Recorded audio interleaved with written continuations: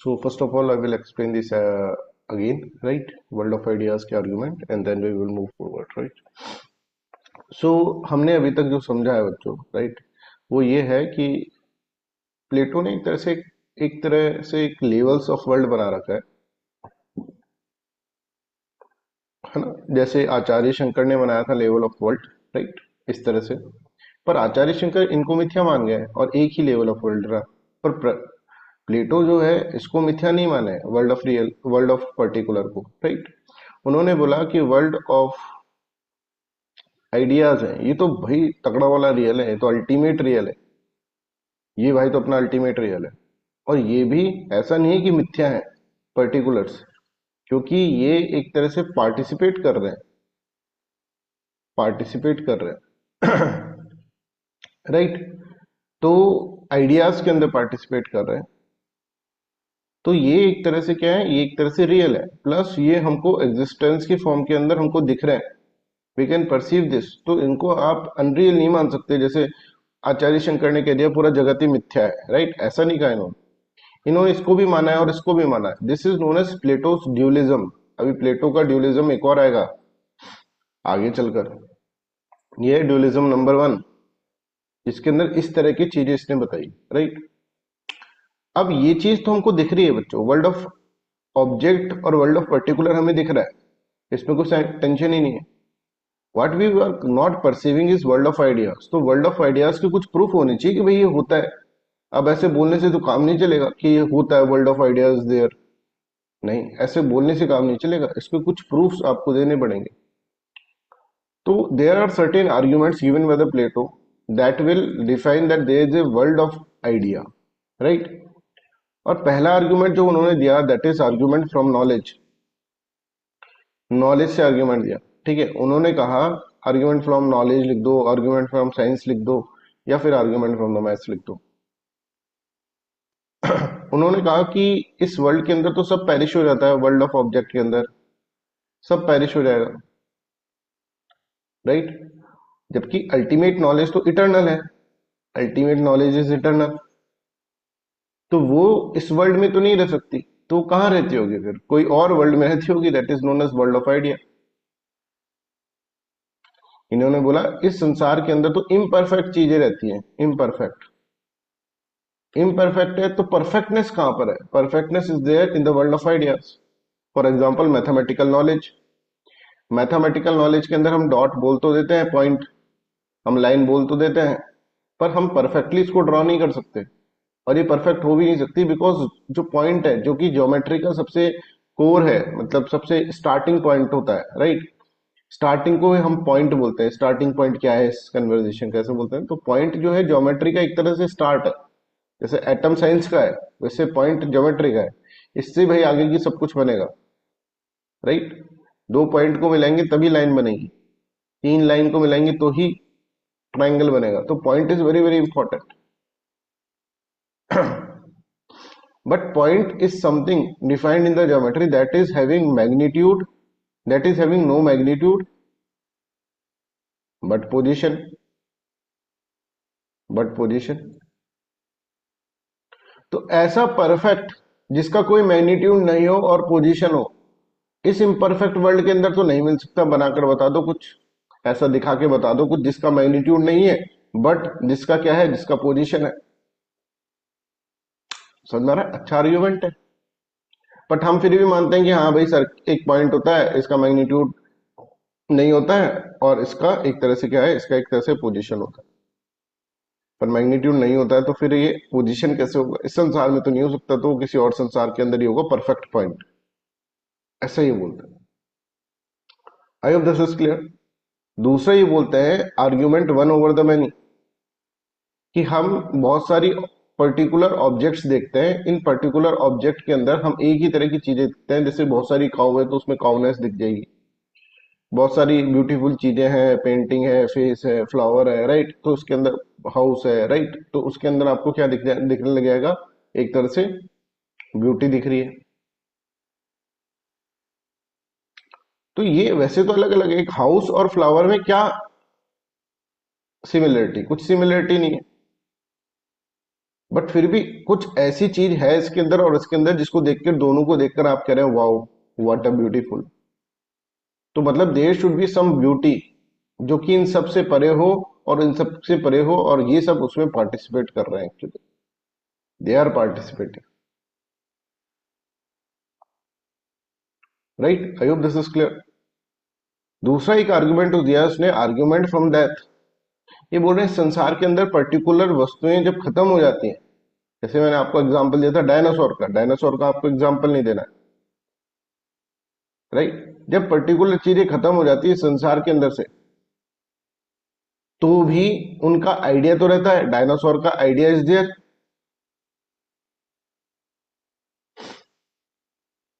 ठीक है, तो आर्ग्यूमेंट फ्रॉम, अच्छा इसमें थर्ड पॉइंट होगा argument from the thing that is not there, right, जो कि है नहीं, संसार के अंदर नहीं है, which is no more. Argument from death is different, वो हम इम्मॉर्टेलिटी ऑफ सोल पढ़ेंगे तब हम समझेंगे। आज बड़ा इंटरेस्टिंग होने वाला है, सोल के बारे में बताएंगे आज हम, इसकी सोल के बारे में। फिर बॉडी के बारे में भी बताएंगे, बॉडी सोल वाला रिलेशन जो होता है ना, वो होने वाला है आज प्लेटो का, है ना।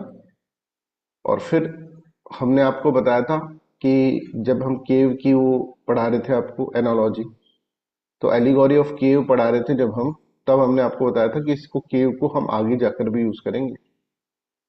केव की एलिगोरी जो थी ना, याद है बच्चों सबको, राइट, जिसमें बांध देते हैं चार आदमियों को और उनको दिख रहा होता है शेडोज और ये सब चीजें, जिससे उसने नॉलेज समझाने की कोशिश करी थी, स्टार्टिंग में हमने पढ़ी थी।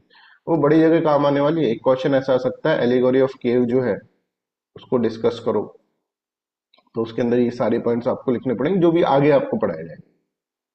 आई hope this is clear to everyone. तो जो इस संसार के अंदर नहीं रहे हैं, उनका भी आप देख सकते हैं, उनकी भी एक तरह से आइडिया तो है हमें, तो idea is not there in this world, world which is perishable. ठीक है, ये अपन ने इसके अंदर समझा था। तो हमने ये सारी बातें इसके अंदर अंडरस्टैंड कर ली थी। एक नया जो हमको इसके अंदर आर्ग्यूमेंट पढ़ना है, that is argument from relation.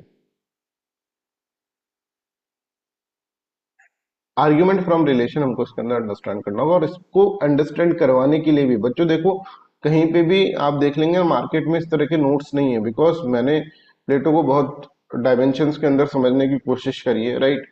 और उसके एक्चुअल में जो उसने एग्जाम्पल लिया ना, वो अपन लिख रहे हैं, that is very important. Otherwise example इतने खराब खराब दे रखे हैं जिसमें उसका एसेंस नहीं पता चल रहा।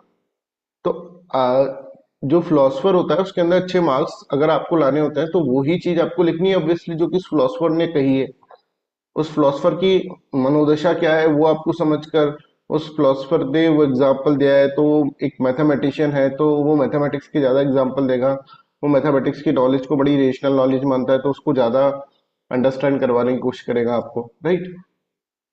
तो आपको उसी डायमेंशन में उसको अंडरस्टैंड कराना है जो भी एग्जामिनर है, दैट इज वेरी इंपॉर्टेंट। इसलिए मैं वही एग्जाम्पल देता हूँ, कोर एग्जाम्पल जो कि उन्होंने यूज करा है। अब यहाँ पर समझो एक चीज उन्होंने जो बोली है, आर्गुमेंट फ्रॉम रिलेशन। अब हम नया पढ़ रहे हैं बच्चों, यहाँ से क्लास में स्टार्ट हो रही है, ठीक है। फोर्थ आर्गुमेंट अपना, argument from relation. Argument from relation में इसे बोलते हैं कि इस संसार के अंदर हम कोई भी चीज को रिलेट करते हैं, राइट। जैसे कि हम रिलेट करते हैं, मान लो एक एक स्टोन है, राइट, ये प्लेटो बोलते हैं, और दूसरा स्टोन है, ये स्टोन इससे बड़ा है मान लो, तो अपन कहते हैं कि ये बड़ा स्टोन, या फिर इसके इक्वल है, या फिर इससे लेस देन है, तो अपन ऐसे कह देते हैं ना, ये लेस देन है, ये इक्वल है, ये इस तरह से है।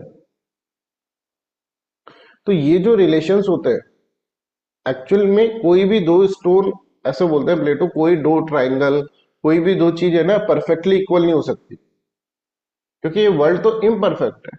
आप कोई लाइन खींच रहे हैं ना, प्लेटो देखो किस तरह से समझा रहे हैं, ये समझो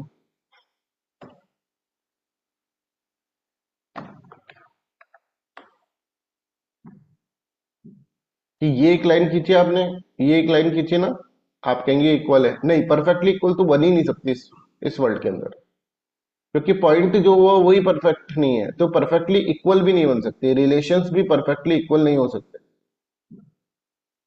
ठीक है। कोई भी दो चीजों को ले लो, आप दो स्टूक को ले लोगे तो उसके अंदर परफेक्टली इक्वल नहीं होंगे, पर फिर भी हमारे दिमाग के अंदर एक आइडिया तो है ना, व्हाट, इक्वलिटी का। कि इक्वलिटी का मतलब क्या होता है, आइडिया तो है हमारे अंदर ही, पर इस संसार के अंदर कोई भी चीज इक्वल तो नहीं होती है।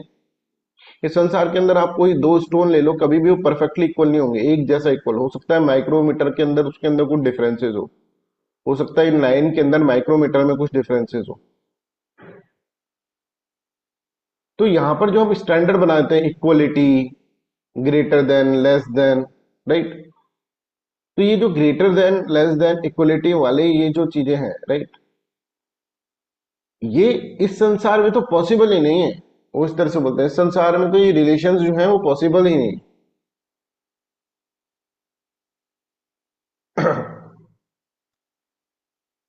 तो ये जो चीजें हैं ये सिर्फ और सिर्फ अगर आप कह रहे हैं कि भाई देखो, जो जैसे ये कह रहा है पर्टिकुलर कॉपी है आइडियाज की, तो ये बिना आइडियाज के तो पॉसिबल नहीं है ना। कॉपीज बिना आइडियाज के पॉसिबल नहीं है। रिलेशंस जो है इस संसार के अंदर तो परफेक्टली कोई आप इक्वल नहीं कर सकते किसी को, राइट। तो ये जो चीजें हैं, ये इक्वलिटी, ऐसा तो नहीं इक्वलिटी का कॉन्सेप्ट नहीं है, पर ये इक्वलिटी का कॉन्सेप्ट है, वो परफेक्ट इक्वलिटी जो है that is there in the what, in the world of idea, वो कहीं और रहती है। इस संसार के अंदर परफेक्ट इक्वलिटी नहीं कर सकते आप, ठीक है। परफेक्ट जस्टिस जो है that is there outside the world, आप जस्टिस के एक्ट कर सकते हैं पर परफेक्ट जस्टिस आप नहीं दे सकते क्योंकि इस संसार के अंदर इम्परफेक्टनेस है।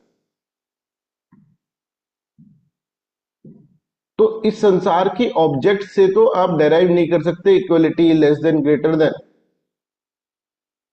क्योंकि कोई भी perfectly equal, perfectly greater, perfectly lesser नहीं हो सकता इस संसार के अंदर। इस संसार के अंदर कुछ भी बनाओ, जैसे मैं ऐसे बोलूं कि भाई प्लेटो इस तरह से बताता है, प्लेटो बोल रहे हैं, ये देखो आप, है ना, प्लेटो इस तरह से बोलता है भाई मैंने एक ट्राइंगल बनाया, दूसरा एग्जैक्टली इक्वल ट्राइंगल मैंने बना दिया। आप ये कर ही नहीं सकते, एग्जैक्टली इक्वल बना ही नहीं सकते, देखो ये बड़ा बन गया।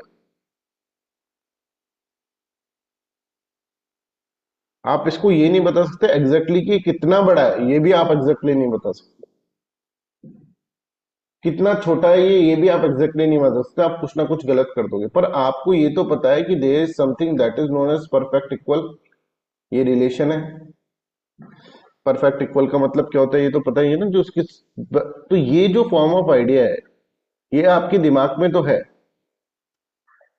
राइट, बट आप इसको इस संसार के अंदर नहीं बना सकते। मतलब ये जो चीज है जो आपके दिमाग में है that should be there somewhere in the world of ideas because it is not present in the, it cannot be present in the world of object because object cannot be perfectly equal. Are you getting this point? Is this clear with everyone? ये point clear है? श्रुति, मनोज, केतन, अंजलि, पवार, गोयल, शर्मा।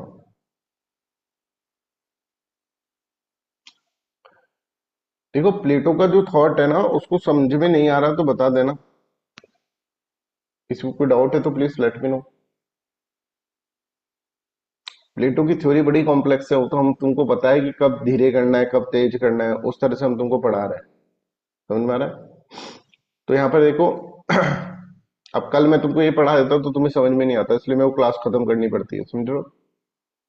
तो Plato argues that relation such as equality, greater, smaller, original copy can not be explain by the sense object only, since alone, since these are imperfect and subject to change, क्योंकि sense object imperfect होता है और subject to change होता है, changing world है। तो Plato point out that when we see two sticks और two stone as equal, they are never perfectly equal, yet they remind us of the form of equality which alone is truly equal and unchanging. Similarly, he explains that notions like the greater and smaller cannot be derived from the objects and constantly change, that constantly change, object तो change हो रही है, आप कल इसको बोल रहे हो कि ग्रेटर है, ये स्मॉलर है, राइट, कल को वो स्मॉलर हो जाएगा, ये ग्रेटर हो जाएगा, है ना, but must be grounded in the eternal standard. ये इटर्नल स्टैंडर्ड है, equality, less than, greater then, ये सब चीजें एक तरह से, है ना। तो हम कहें कि भाई ये आदमी जो है इससे ज्यादा अमीर है, ग्रेटर देन, कल को पता चला इसको बहुत सारा लॉस हो गया तो ये तो लेस देन हो गया, तो ये तो चेंज हो गया। तो इस चेंजिंग वर्ल्ड में कहा तुम relation equality less than greater then ये डिस्कस करने लग गए, पर तुम्हारे दिमाग में तो है ना ये चीज। तो ये चीज मतलब इस वर्ल्ड में तो नहीं है पर दिमाग में है, इसका मतलब ये कहीं और रहती होगी। ठीक है, I hope this is clear. तो ये चार आर्ग्यूमेंट आपको अंडरस्टैंड करने हैं, राइट। एक आर्ग्यूमेंट जो है that is immortality of soul, जब हम आपको पढ़ाएंगे तब हम आपको इसके अंदर अंडरस्टैंड करवा देंगे, राइट। अब हम आपको एक नई टर्म बता रहे हैं, that is known as what, that is known as substance, है ना। अब बिल्कुल ध्यान सुनना, एक सबस्टांस की बात हम यहाँ पर कर रहे हैं। अरे सर सबस्टांस की बात तो हम कर चुके हैं। कहाँ कर चुके हो सर? जैन फिलोसफी में कर चुके हैं, है ना। देखियो, इनका जो है डायमेंशन वो ये रहेगा कि there is something known as substance in this world, कुछ वर्ल्ड के अंदर होता है जो कि इंडिपेंडेंटली एग्जिस्ट करता है, जो कि किसी और चीज पे डिपेंड नहीं होता, that does not depend on another thing. ये एक जनरल डायमेंशन में सब्सटेंस को बताने की कोशिश कर रहा है, depend on another thing, on another thing.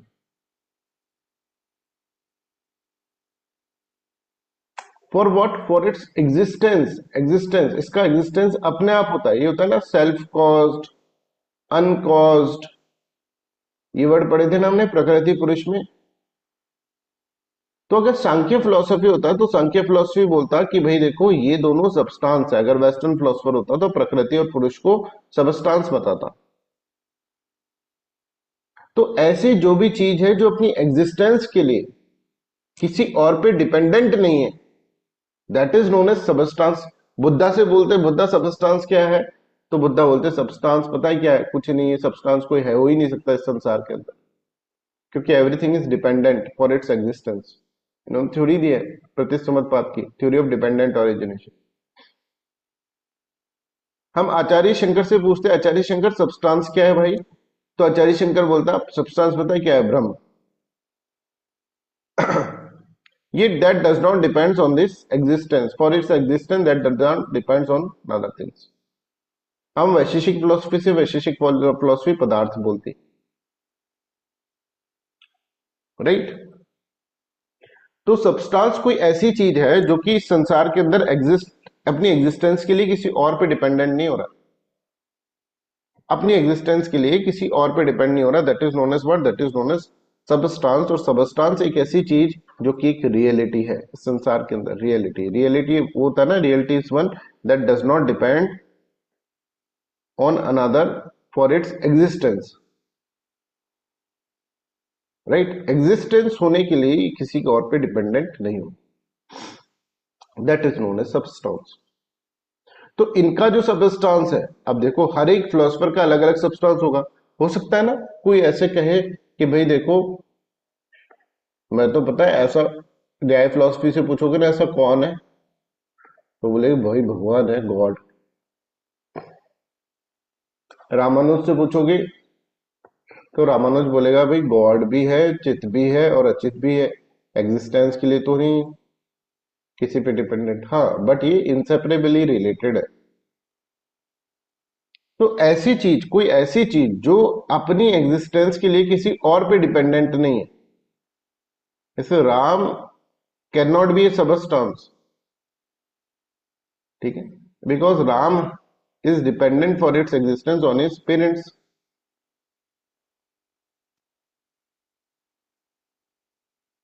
ठीक है, बुद्ध ऐसे बोलेंगे कि इस संसार के अंदर सबस्टांस नाम की कोई ऐसी चीज हो नहीं सकती, because every one is dependent on someone else for its existence, for its origination. Buddha का थॉट बड़ा अलग थॉट है अगर आप देखोगे इस डायमेंशन।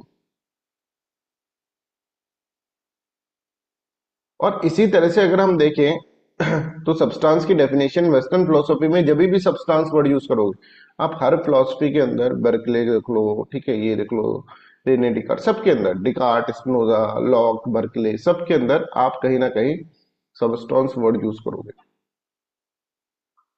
और इसलिए सब्सटेंस वर्ड को यूज कर लो, कोई ऐसी चीज जो कि अपनी एग्जिस्टेंस के लिए किसी और पे डिपेंडेंट नहीं है, that is known as what, that is known as substance. इनकी थ्योरी के अंदर, प्लेटो की थ्योरी में, idea is the substance. Idea एक ऐसी चीज है जो अपने आप में एग्जिस्ट करता है, किसी और चीज के ऊपर डिपेंडेंट नहीं। पर आगे जाकर ये अपनी फिलोसफी के अंदर गॉड भी लेकर आ जाएंगे बच्चों, सब कुछ डाल देंगे अपनी फिलोसफी के अंदर, मतलब ऐसी चीज जिसके अंदर सब कुछ है।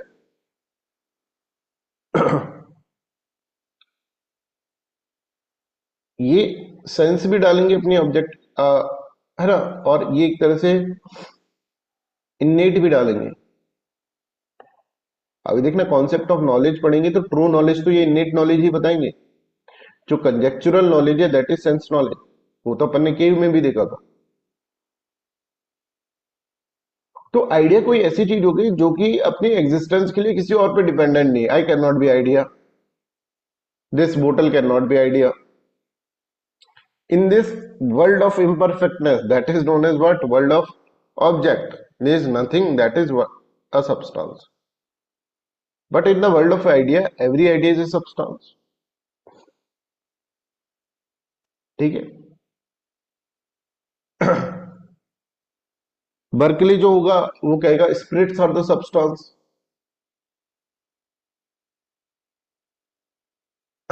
ह्यूम जो होगा वो उसी तरह से बात करेगा जैसे कि गौतम बुद्ध बात कर रहे हैं, डेविड ह्यूम के साथ अपन लेटर बुद्धा पढ़ेंगे, याद करो मैंने बोला था। ह्यूम बोलेगा substance can not be known, substance कुछ ही नहीं हो सकता, क्योंकि उसने रिजेक्ट कर दिया सब्सटेंस को, क्योंकि इसको जाना नहीं जा सकता।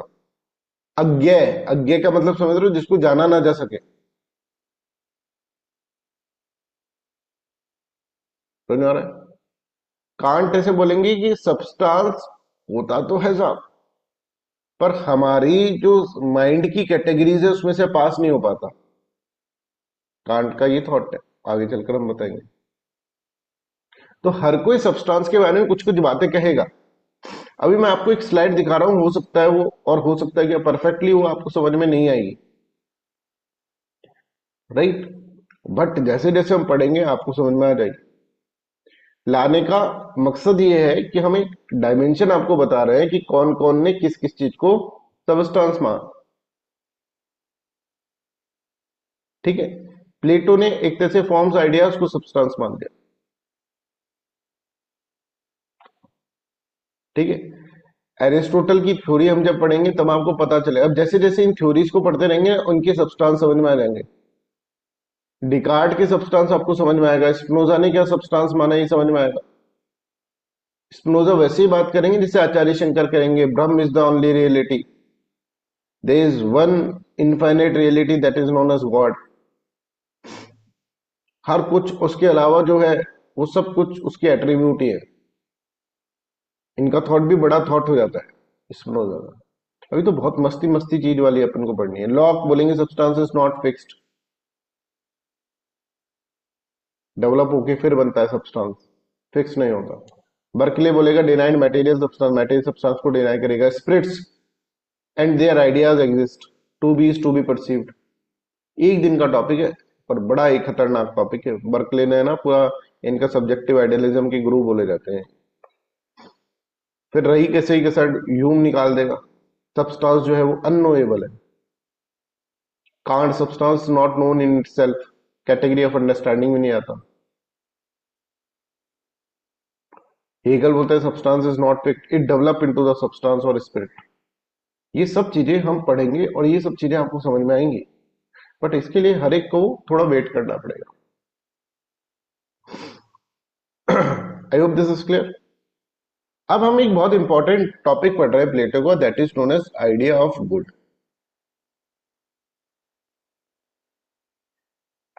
ठीक है, आइडिया ऑफ गुड हम इसके, प्लेटो ने ड्यूलिज्म क्रिएट कर रखा है, एक वर्ल्ड ऑफ रियल बना रखा है, वर्ल्ड ऑफ पर्टिकुलर्स बना रखा है, वर्ल्ड ऑफ आइडिया बना रखा है।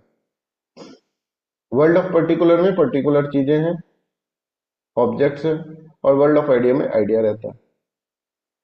अब याद करो जब मैंने आपको आइडिया समझाया था, कैरेक्टरिस्टिक ऑफ आइडिया, तो उसमें बोला था कि आइडियाज आर मैनी, प्लूरल है और हायरार्कियल है, राइट। जो इस संसार के अंदर जो चीजें हैं ये हायरार्की में है आइडिया, राइट। तो कोई मेरे को बताएगा सबसे नीचे क्या चीज है हायरार्की के अंदर, आइडिया की हायरार्की में? Anybody in the class? हाँ मनोज बताए, सबसे नीचे क्या चीज है हायरार्की के अंदर? Idea of object. इस वर्ल्ड के अंदर जो मिलता है वो idea of object, right. Second number पे क्या है?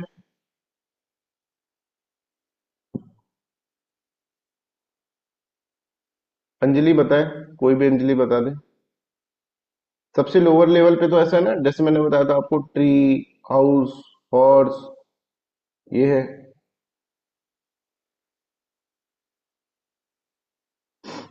सेकंड नंबर पे इनके जस्ट अपोजिट ऊपर कौन है? Mathematical form, very good. Idea of circle, idea of square, ये सब चीजें, आइडिया ऑफ नंबर। इनके जस्ट ऊपर कौन है थर्ड नंबर पर? Idea of beauty, very good. Idea of values है ना, इक्वलिटी, ये सब है। और सबसे ऊपर मैंने बोला था आइडिया ऑफ गुड, मैंने कहा था भाई इस आइडिया ऑफ गुड को हम बाद में बताएंगे आप, है ना। That is idea of good. याद आ गया सबको? देखो ये सब लिखने के कारण है, नहीं तो सब भूलते जाओगे। जैसे जैसे तुम लिखते जा रहे हो ना, इसलिए तुम्हें याद रह रहा है चीजें, ठीक है। प्लीज बिलीव मी, अगर मैं आपको नहीं लिखवाता ना तो आपको याद नहीं रहती है। तो आइडियाज की हायरार्की है, और सबसे बड़ा आइडिया जो है that is idea of good. अब फिर मैंने कहा था, अभी तक मैं आपको ये समझा रहा था भाई, आइडिया ऑफ गुड जब हम पढ़ेंगे तो इसका मतलब तो ये अभी तक तुम्हारे दिमाग में चल रहा है कि जो और आइडियाज हैं that are completely dependent on idea of good, जो कि कहीं ना कहीं तक सही भी है और कहीं ना कहीं तक गलत भी है। तो आज हम इसके आइडिया ऑफ गुड के बारे में ही इसके अंदर अंडरस्टैंड करेंगे। मतलब आज हमको जो अभी तक हमने जो आइडिया पढ़ा है उसके अंदर हमको सुप्रीम आइडिया के बारे में बात करनी है। ये जो यहाँ पर बैठा है आइडिया के वर्ल्ड के अंदर, this is world of ideas, ये वर्ल्ड ऑफ पर्टिकुलर है। वर्ल्ड ऑफ पर्टिकुलर को तो थोड़ा भूल जाओ आप, वर्ल्ड ऑफ आइडिया के बारे में हम जान। वर्ल्ड ऑफ आइडिया में भी सबसे बड़ा आइडिया, आइडिया में आइडिया सबसे बड़ा idea that is idea of good. ये यहाँ पे बैठा है, हॉर्स हो गया, ठीक है, यहाँ पे हो गया मैन की बॉडी हो गई, राइट, जैसे मैन हो गया, राइट, इस तरह की चीजें यहाँ पर है, ठीक है। हॉर्स, काउ, डॉग, जो भी पर्टिकुलर्स है वो सब है, ट्री, राइट, ये यहाँ पर है। इसके ऊपर कौन है भाई साहब? इसके ऊपर अगर आप देखेंगे तो mathematical knowledge, idea of circle, idea of triangle, idea of square, थोड़ा और ज्यादा अच्छा है इसके अंदर, ऐसा बोलता है। अच्छा आइडिया, बड़ा मतलब और ज्यादा पावरफुल आइडिया। इसके ऊपर, इसके ऊपर भी और ज्यादा powerful idea of values, concepts, equality, है ना, जस्टिस, ये सारे आइडिया इसके अंदर, ब्यूटी। और यहां सबके पापा जी है आइडिया ऑफ गुड।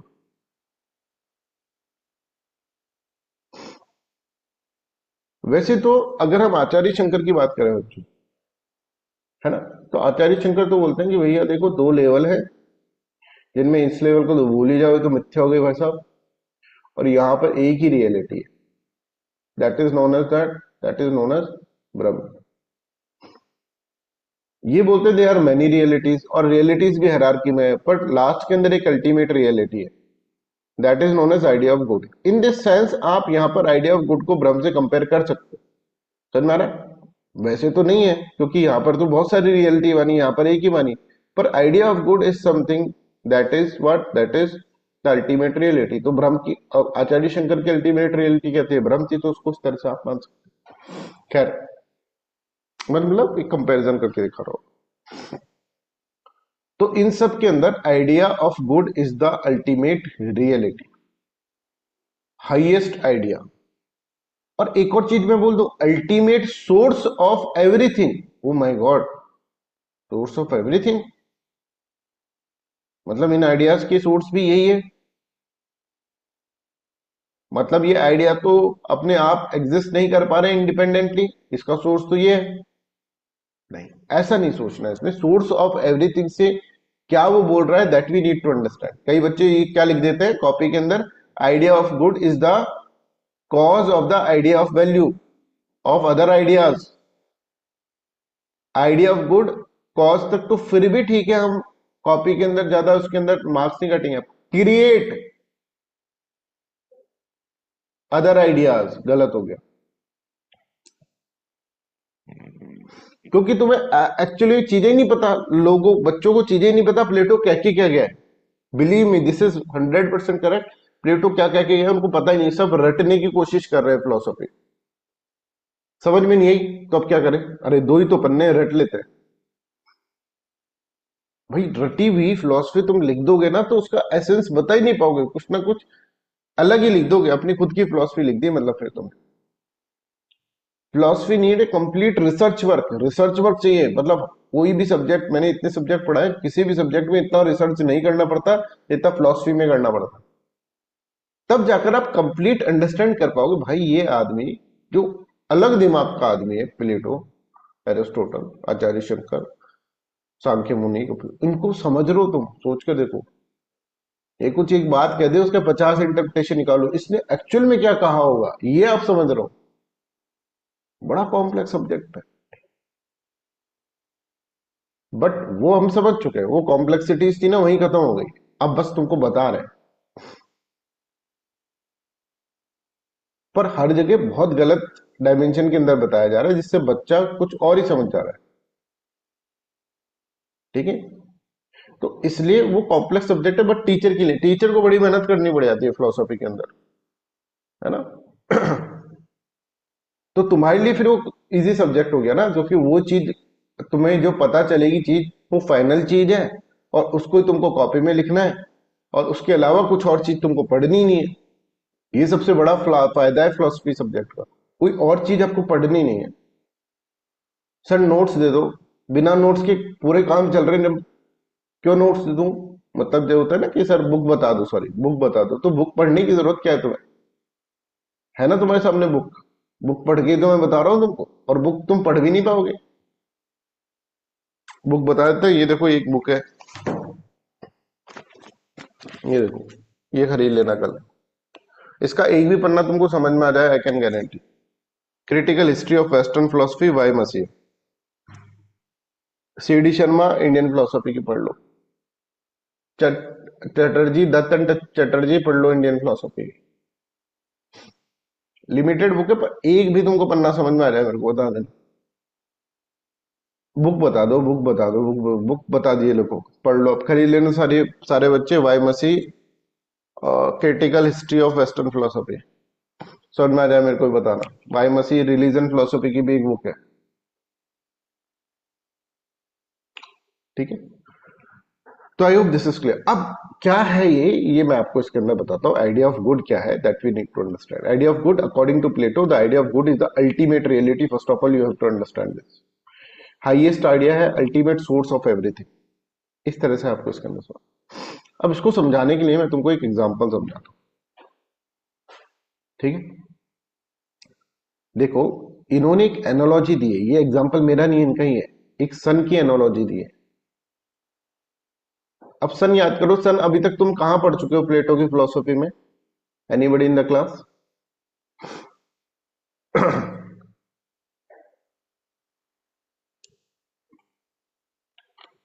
केव वाले में पढ़ चुके हो, वेरी गुड, याद आ रहा है ना सब कुछ। केव वाले में पढ़ चुके हो, सन को देखा उसने। मैंने कहा था इन सबका, इस केव की फ्लॉस उसी वक्त बोला था कि इसका सिग्निफिकेंस आगे जाके आप समझोगे। ये अभी मैंने कंप्लीट आपको नहीं पढ़ाया, आगे जाके मैं पढ़ाऊँ। Sun play very important role in the Plato's philosophy. वायरन सन का एक तरह से एग्जाम्पल है। सन क्या कर रहा है, सन का काम क्या है?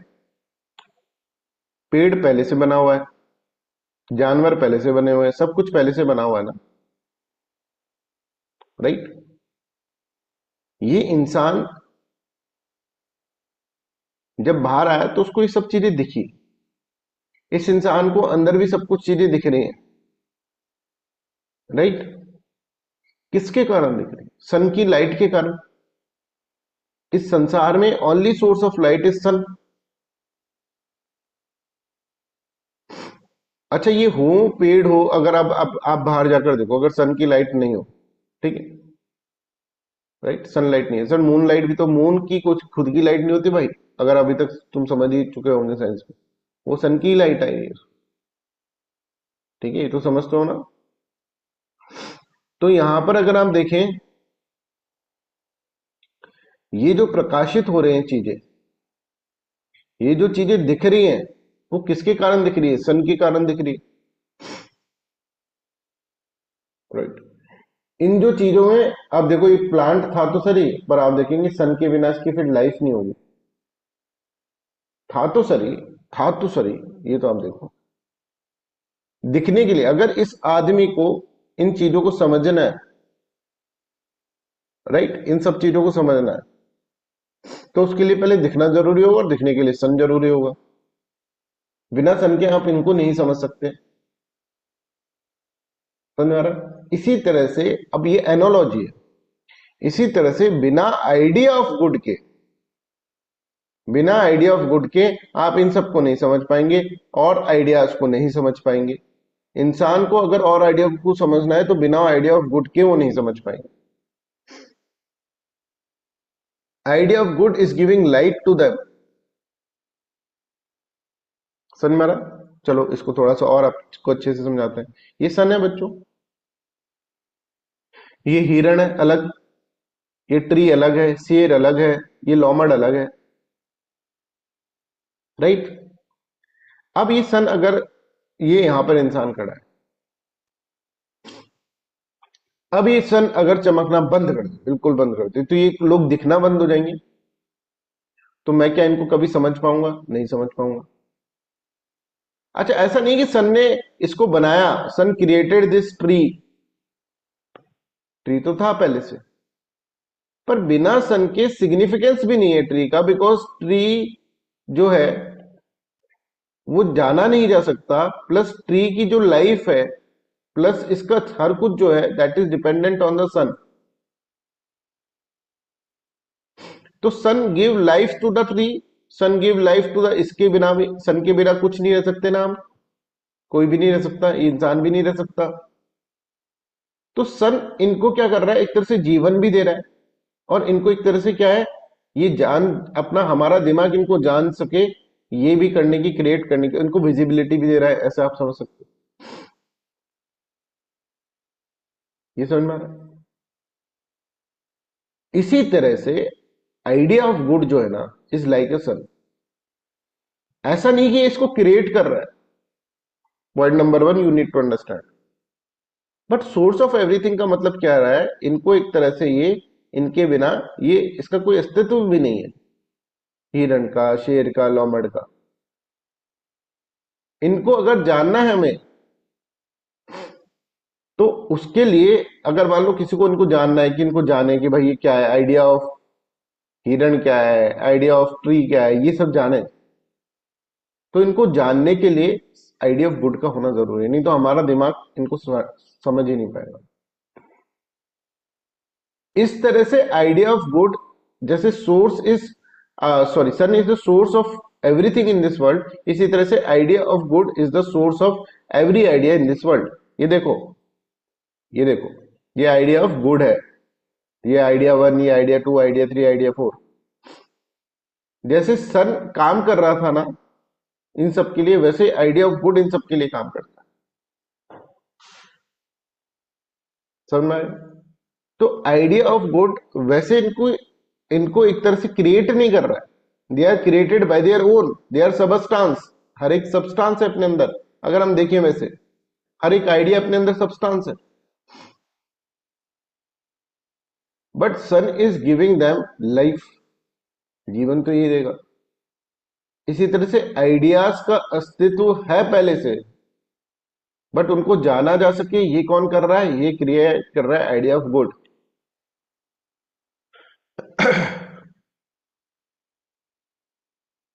तो idea of beauty, idea of justice, idea of equality, idea of circle, idea of, सारे आइडियाज जो है इंडिपेंडेंटली एग्जिस्ट तो कर रहे हैं, मतलब दे आर सबस्टांस, इस फिजिकल, इस वर्ल्ड के अंदर इंडिपेंडेंटली एग्जिस्ट तो कर रहे हैं।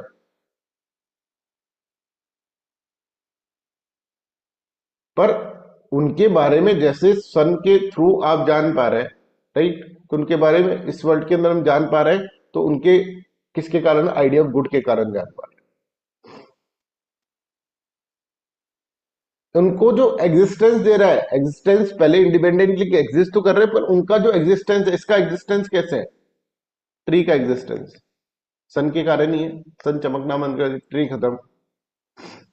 तो जैसे सन इस पूरे वर्ल्ड की चीजों को बना तो नहीं रहा है, क्रिएटर तो नहीं है ना कि सन नहीं बनाया, ये वर्ल्ड की चीजें इंडिपेंडेंटली एग्जिस्ट तो कर रही है, पर इनका एग्जिस्टेंस इसके कारण ही है, सन के कारण। इसी तरह से ये आइडिया ऑफ गुड्स का एग्जिस्टेंस, आइडिया ऑफ गुड जो है इन सबको एग्जिस्टेंस प्रोवाइड कर रहा है, इन सभी आइडियाज को।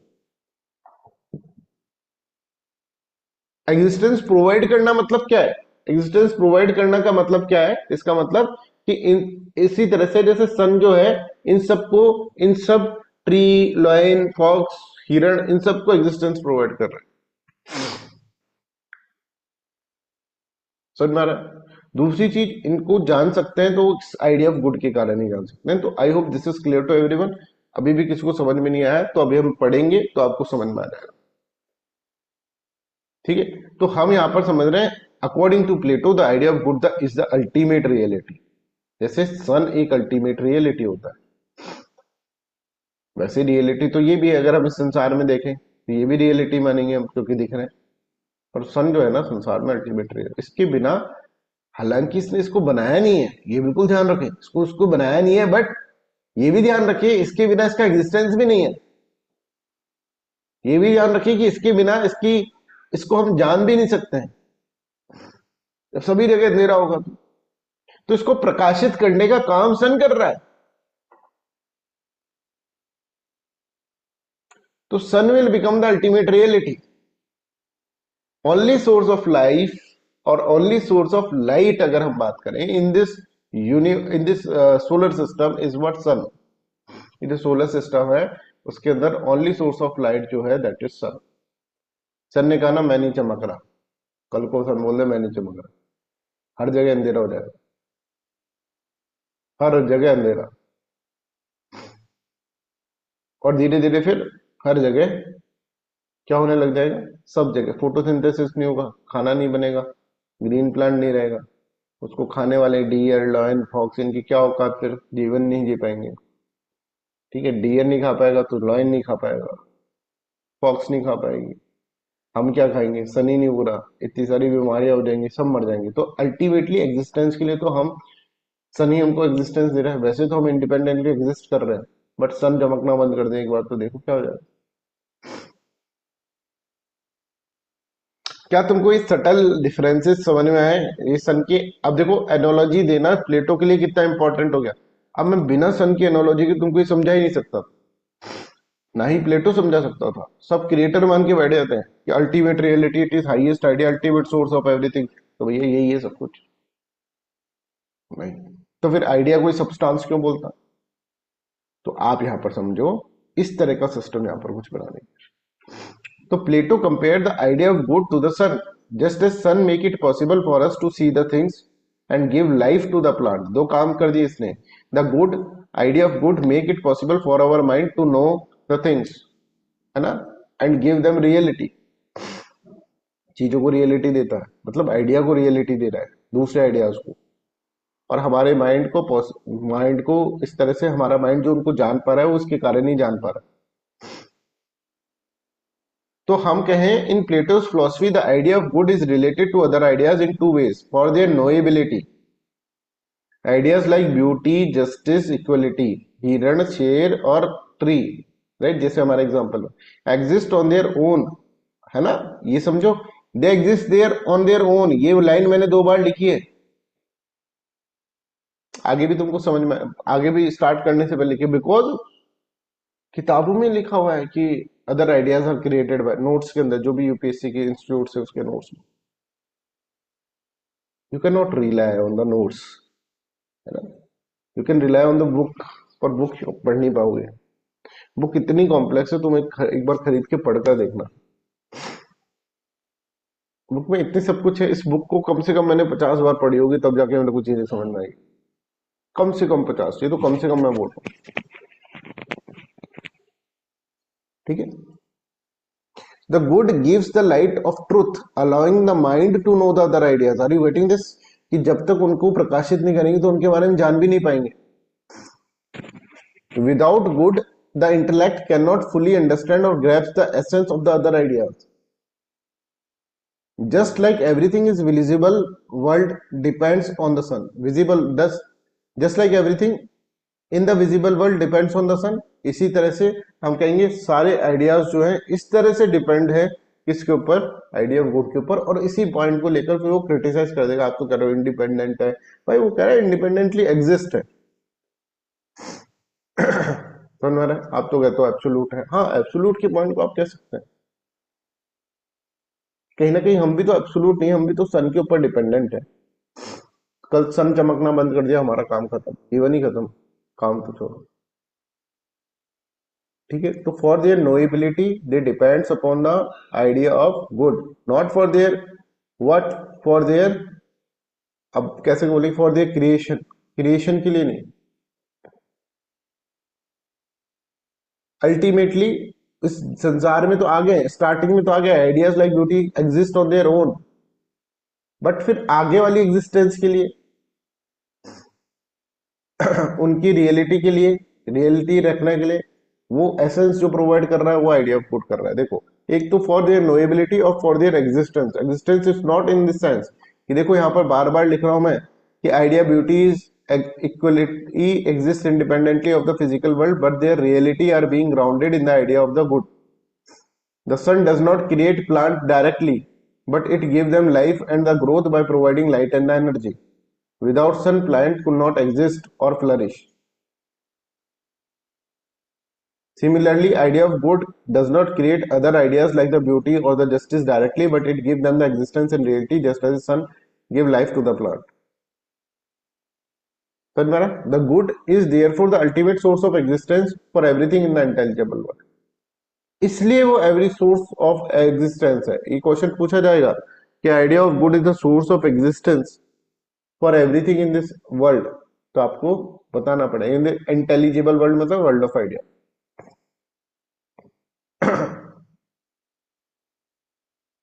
तो अब अगर आप इस तरह से इसको नहीं सोचेंगे तो कंफ्यूज हो जाओगे, इस तरह से। समझ में आ रहा है? सन की एनालॉजी आपको समझ में आनी चाहिए।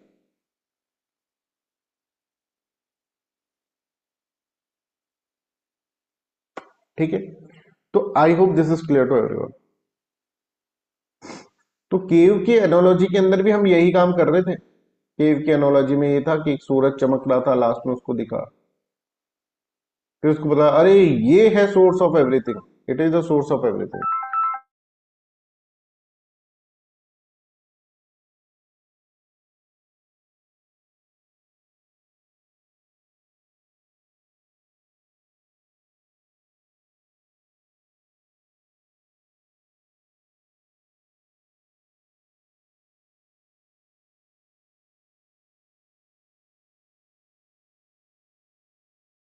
बच्चों 2 मिनट का ब्रेक ले लो, 2 मिनट की ब्रेक के बाद करते हैं।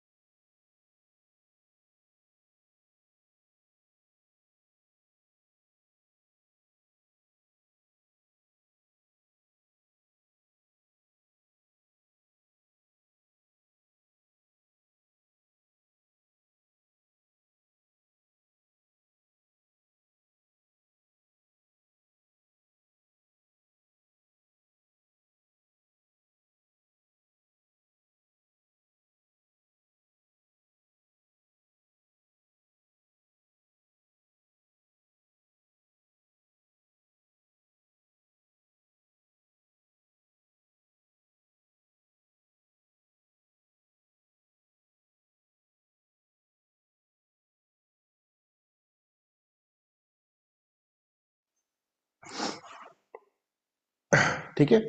तो प्लेटो की थ्योरी ऑफ नॉलेज, वो थ्योरी ऑफ केव, जो एलिगोरी ऑफ केव, सॉरी, उसमें भी यही चीजें बताई थी। देखो ये था ना इन प्लेटो एलिगोरी ऑफ केव। अब एक दो वर्ड और ऐड कर लेना अगर ऐड करना चाहो तो, ऐसा नहीं है कि ऐड करना जरूरी है, ठीक है। इन्होंने एक्चुअली हर चीज को थ्योरी ऑफ नॉलेज के अंदर, अभी थ्योरी ऑफ नॉलेज कंप्लीट नहीं हुआ है, अभी हम सोल पढ़ेंगे तब हमको नॉलेज के बारे में अच्छे समझ में आएगा। अब आप देख रहे होंगे कि प्लेटो का सर ने स्टार्ट तो बड़ा ऐसा मजे मजे में करा था, बहुत इजी सा, थोड़ा थोड़ा थोड़ा थोड़ा कॉम्प्लेक्स होता जा रहा है प्लेटो, है ना। पर ऐसा भी नहीं है कि पहले कॉम्प्लेक्स पढ़ा है, थोड़ा थोड़ा कॉम्प्लेक्स अपने आप बढ़ता, डेवलपमेंट होता जा रहा है। पर चीजें समझ में आ रही है सारी की सारी, लिखी भी जा रही है सारी सारी। और करना क्या है ना। तो कॉम्प्लेक्स है टॉपिक, नो, पर don't worry about that. Complex है टॉपिक तो भी क्या हुआ, आ तो गया ना समझ में, लिख तो लिया ना हमने।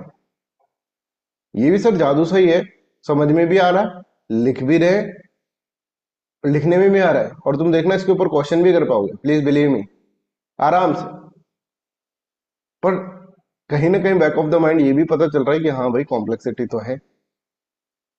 पर सर बिल्कुल इजीली समझ में आ रहा है, क्यों? एक तो आप इंडियन फिलोसफी पढ़ चुके हो, इंडियन फिलोसफी एक बहुत ही स्ट्रक्चर्ड मैनर में हम पढ़ चुके हैं, पढ़ रहे हैं इसके अंदर, राइट। कोई भी, मैंने तुमको ऐसा नहीं कि केव का एग्जांपल दिया तब हमने थोड़ा भी कॉम्प्लेक्सिटी क्रिएट, पर देखो केव का एग्जांपल यहाँ पर भी आ गया ना। तो आइडिया ऑफ गुड को समझाने के लिए भी केव का एग्जांपल आप यूज कर सकते हो, समझ में आ रहा है। तो यहाँ पर देखो, in Plato's allegory of the cave the shadows on the wall represent the world of appearance, the lowest level of the knowledge imagination opinion that is known as eikasia. ठीक है, ये जर्मन वर्ड है, Greek word sorry, ठीक है। This correspond to the world of the particular they appears us through the senses, ठीक है। तो यहाँ पर आप देखो lowest level of the knowledge जो है दैट इज इमेजिनेशन और ओपिनियन, जो कि हम वर्ल्ड के अंदर, जो कि हमको रियल चीज नहीं पता है, जैसे वर्ल्ड में ट्री है पर ट्री के बारे में आप गलत जानते हैं, तो दैट इज कंजेक्चुरल नॉलेज, ठीक है। When the prisoner is freed and see the object, अब जो ऑब्जेक्ट देख रहा है, अब ट्री के बारे में अगर सही आप जान रहे हैं, तो that is known as belief, है ना, that is known as pistis. Believe को ही पिस्टिस बोल रहे हैं। Recognition of particular thing in the sensible world rather than just their images, उनकी इमेजेस। अभी मैंने आपको ऐसे बता दिया भाई कि पता है, अभी तक तुमने जैसे ब्लू, नील गाय थी, नील गाय का एग्जांपल लिया था ना अपन ने, नील गाय का एग्जांपल।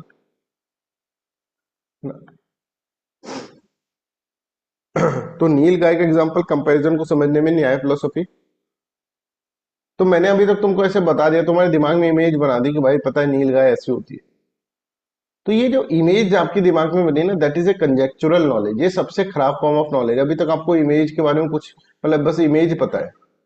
मैंने आपको बताया ताजमहल पता है, ऐसे दिखता है, ऐसे गुम्बद सा होता है उसके अंदर, है ना। और फिर ऐसे यहाँ पे बहुत सारे इस तरह से होते हैं, चार पिलर लगे होते हैं, इस तरह से मैंने आपको समझा दूं। तो अभी तक आपकी इमेज बनी है। जब आप इस चीज को जाकर देख लोगे तो आपको वो एक तरह से और ज्यादा रियल बनने लग जाएगी, लगने लग जाएगी। That is known as believe. अब आपको उसके ऊपर बिलीव हो गया, हाँ यार सच में है। पहले तो आपको बिलीव ही नहीं था, पहले तो आपको सिर्फ और सिर्फ उसकी शेडो के बारे में पता है। तो संसार के अंदर अगर हम देखें तो संसार के अंदर बच्चों दो तरह की नॉलेज अपन को देखने को मिल सकती है। एक तो मान लो तुमको पता है कि व्हाट इज ट्री, एग्जैक्टली तुमने देखा हुआ है ट्री को, तुमको पता है। एक कोई तुमको अभी तक इसको पता नहीं है ट्री के बारे में, इसको कोई बता रहा है कि पता है ट्री ऐसा होता है, ग्रीन ग्रीन से पत्ते होंगे, बीच में स्टेम होगा, उसकी फिर रूट्स होती है, फिर ये सब चीजें, है ना। तो ये कंजेक्चुरल नॉलेज है, ये शेडो की नॉलेज। जैसे वो देखते थे ना, वो यहाँ पर देख रहे हैं कि इससे शेडो बन रही है, राइट, आग से शेडो बन रही है यहाँ पे वॉल पे। तो वो नॉलेज कंजेक्चुरल नॉलेज थी ना। इसी तरह से इस वर्ल्ड के अंदर कंजेक्चुरल नॉलेज वो चीज है जब आप ऑब्जेक्ट के बारे में सिर्फ इमेजिन करे हुए हो, ठीक है। जिस सिर्फ एक ओपिनियन आपने बना रखा है, इमेजिनेशन और ओपिनियन वाली नॉलेज, ठीक है। जब आपने ऑब्जेक्ट को स्वयं देख लिया संसार के अंदर, तो वो बिलीव हो गई, वो नॉलेज बिलीव हो गई, वो थोड़ी सी हायर फॉर्म ऑफ नॉलेज हो गई उससे। पर that is not the ultimate form of knowledge, ठीक है। अब इसके मैकेनिज्म को अगर आप समझ गए साइंस के अंदर कि इसको, इसके अंदर कौन सा प्लास्टिक यूज करा है, क्या यूज करा, जब आप अपनी रेशनैलिटी लगाने लग गए, that is known as rational knowledge. पर फिर आपने देखा कि यार इससे तो ये तो रियलिटी नहीं लग रही है, अल्टीमेट रियलिटी तो कुछ और है। जब वो उस चीज के बारे में सोचने लग गए, दैट इज रेशनल इंसाइट। ठीक है, तो ये इसके अंदर इस तरह से बताता है, as you go out of the cave and see the object in the light of sun, है ना, लाइट ऑफ सन मतलब ये अब आइडियाज के बारे में बात कर रहा है। This symbolises realm of the ideas, समझ में आ रहा है, which are eternal and intelligible truth beyond mere sense perception. Sense perception से ज्यादा कुछ है, रेशनैलिटी इंटेलेक्चुअलिटी आप लगा रहे हैं इसमें। But this is not the all, फिर वो क्या करता है, वो सन को देख लेता है, it represent form of good, the highest principle in the Plato's philosophy. Just as the sun is the source of light and the fire, life, light and the life, the idea of good is a source of truth and being, giving intelligibility to all other forms. I hope this is clear to everyone. अब बताओ किस किस बच्चों को idea of good और idea, simple idea, इसके बीच में क्या रिलेशन है, कैसा रिलेशन है, किस किस को समझ में नहीं आया, प्लीज टेल मी। तो कौन कौन चाहता है कि सर एक बार फिर बता दो।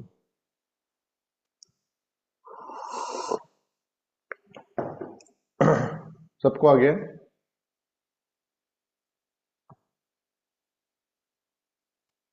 Anybody is in doubt, please let me know. चलो, तो इस तरह से आपको इसके अंदर लिखना है। अब हम एक बहुत इंपॉर्टेंट टॉपिक के बारे में पढ़ेंगे, दैट इज आत्मा, सोल, और बड़ा ही इंटरेस्टिंग टॉपिक है सोल। सोल प्लेटो की फिलॉसफी के अंदर सोल जो है that is a spiritual substance.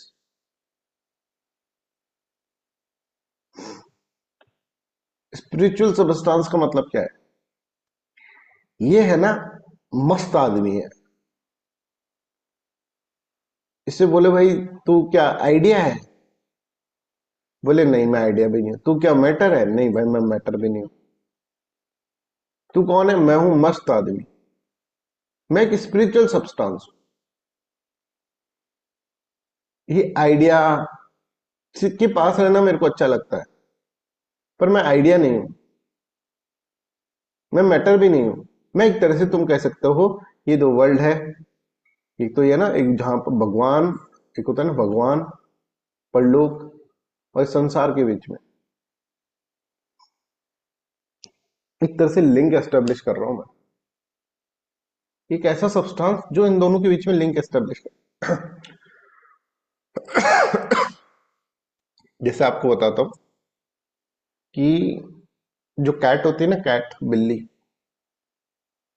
बिल्ली को ऐसा माना जाता है तांत्रिक विद्या के अंदर कि बिल्ली एक ऐसी चीज है जो इस संसार और उस संसार के बीच में कनेक्शन एस्टेब्लिश कर सकती है ना, बिल्ली, राइट। तो कैट जो होती है ना, वो एक तरह से उस वर्ल्ड और इस वर्ल्ड के बीच में कनेक्टर है, इस तरह से मानते हैं। इसलिए तांत्रिक बिल्ली को बहुत यूज करता है ना। बिल्ली से आप उस वर्ल्ड के अंदर कनेक्ट हो सकते हैं, कनेक्शन एस्टेब्लिश कर देगी। बिल्ली एक बड़ी मिस्टिक प्राणी है, तुमको लगता हो बिल्ली ऐसी, बहुत मिस्टिक है, मतलब मिस्टिकल वर्ल्ड से रिलेट करा सकती है आपको। कुछ संसार में ऐसी चीजें हैं जो कि उस वर्ल्ड से आपको रिलेट करवा सकते हैं, उनमें से एक है सोल। समझ में आ रहा है? ठीक है, जैसे जो ऐसा माना जाता है, जो ये अल्कोहल है ना, अल्कोहल, और अगर आप कहें इसके अंदर और भी अच्छा, अगर आपने सुना हो भांग, जब शिवरात्रि होती है तो भांग जो होता है वो खाते हैं ना, भक्त लोग होते हैं वो भांग खाते हैं। भांग से क्या हुआ बच्चों? भांग एक ऐसा सब्सटेंस है, वो भी एक बहुत मिस्टिकल सब्सटेंस है, आप पढ़ना कभी उसके बारे में, है ना। भांग जो होते हैं ना, उसको बस अपन देखते हैं ना नशा करने की चीज, नहीं वैसा मत देखो। शिव जी का प्रसाद है, ऐसे बोलते हैं प्रसाद है। भांग मतलब ड्रग को प्रसाद के रूप में दे रहे हैं, नहीं, दैट इज ए मिस्टिक चीज। अल्कोहल है, अल्कोहल को पहले के जमाने में, जब आप देखो कोई भी आपने सीन देखा हो स्वर्गलोक का, मदिरा पान हो रहा है, समझ में आ रहा है? तो देवता लोग भी अल्कोहल पीते थे, राइट, बड़े बड़े संत महात्मा भांग खाते थे, भांग को प्रसाद मानते हैं शिव जी का, सोच कर देखो। क्योंकि वो एक ऐसी चीज है जिससे कि आप, और अल्कोहल का आविष्कार भी इसीलिए हुआ होगा। अल्कोहल भी बड़े, जो शराब होती है, अल्कोहल होती है, इसको आप बोलना मतलब ऐसा, दिस इज नॉट लॉ, मतलब लीग, मतलब एथिकल, बट आप ये समझो शराब जो होती है, अल्कोहल जो होता है ना, that has the element in it that can connect you with the outside the world. ठीक है, इस संसार में क्या है, इस संसार में ये है ना कि हम इस संसार से लिंक इसलिए, या फिर हम दूसरी चीज के बारे में क्यों नहीं जान पा रहे, क्योंकि हम, अगर मैं बोतल के बारे में सोचता रहूंगा सोचता रहूंगा सोचता रहूंगा तो इस मार्कर के बारे में नहीं जान पाऊंगा ना। ऐसे इसमें संसार की वस्तुओं के बारे में ही सोचता रह जाऊंगा। मेरे विचार जब तक नहीं रुकेंगे तब तक मेरे को एक तरह से दूसरी चीज के बारे में नहीं पता चलेगा ना। तो अल्कोहल क्या करता है और भांग क्या करता है, हमारी कॉन्शियसनेस इस संसार के प्रति कम कर देगा। ऐसा भी तो रोल देखो ना उसका, हमारा जो कॉन्शियसनेस इस संसार के प्रति कम कर देगा। और जैसे ही संसार के प्रति विचार विचार बंद हो जाएंगे हमारे, तो हम फिर हमको कनेक्ट होगा दूसरी चीज से। I hope you are getting my point, what I want to convey. I am not promoting alcohol, ठीक है, नाइदर भांग और ये सब चीजें नहीं मैं प्रमोट कर रहा हूँ, ड्रग्स और ये, ठीक है, बट आप समझो कि इनका जो सेवन कर रहे हैं वो क्यों कर रहे हैं, चिलम जलाकर, ठीक है, और फिर शिव जी के लिए, फिर इस तरह से क्यों नहीं लो, वो उसका मतलब ये है। इसी तरह से सोल भी ऐसा ही कुछ मिस्टिक चीज है। समझ में आ रहा है? समझाने का तरीका है एक, जो मैं आपको समझाने की कोशिश कर रहा हूं कि ये इस वर्ल्ड और इस वर्ल्ड के बीच में कनेक्टर है, एक लिंक है। ये ना आइडिया है, आइडिया होता तो इस संसार में, जैसे आपकी बॉडी के अंदर है सोल, संसार में कैसे होता, आइडिया को तो अलग ही अपना घर है। और ना ही ये मैटर है, मैटर होता तो ये तो मर जाता, इट इज नॉन पेरिशेबल, ये तो इटर्नल है, पेरिश नहीं हो सकता ये सोल। तो सोल को इन्होंने एक मिस्टिक सब्सटेंस माना है, सोल को इन्होंने एक तरह से स्पिरिचुअल सब्सटेंस माना है, सोल को इन्होंने ना आइडिया माना है ना फिर मैटर माना है। ये हम धीरे धीरे सोल के बारे में समझेंगे। ये ऐसे बोलते हैं सोल इज डिवाइन, मैंने इसको लिखा भी है, आगे आके आपको पढ़ा दूंगा, डिवाइन, डेथलेस, ये प्लेटो बोल रहे हैं, डेथलेस, इनडिजोल्वेबल, इसको डिजोल्यूबल, और जो हमेशा अपने आप में ऐसा ही रहता है जैसा है। समझ में आ रहा है? तो यहां पर, आप यहां पर देखो, for Plato soul is essentially immaterial and spiritual, distinct from the body. Unlike the body, which is mortal, perishable, bound to the world of change, the soul belongs to the world of forms, which is eternal and unchanging. इसका जो belongingness अगर हम देखें soul का, that is in the world of ideas, but soul idea नहीं है। I hope this is clear to everyone.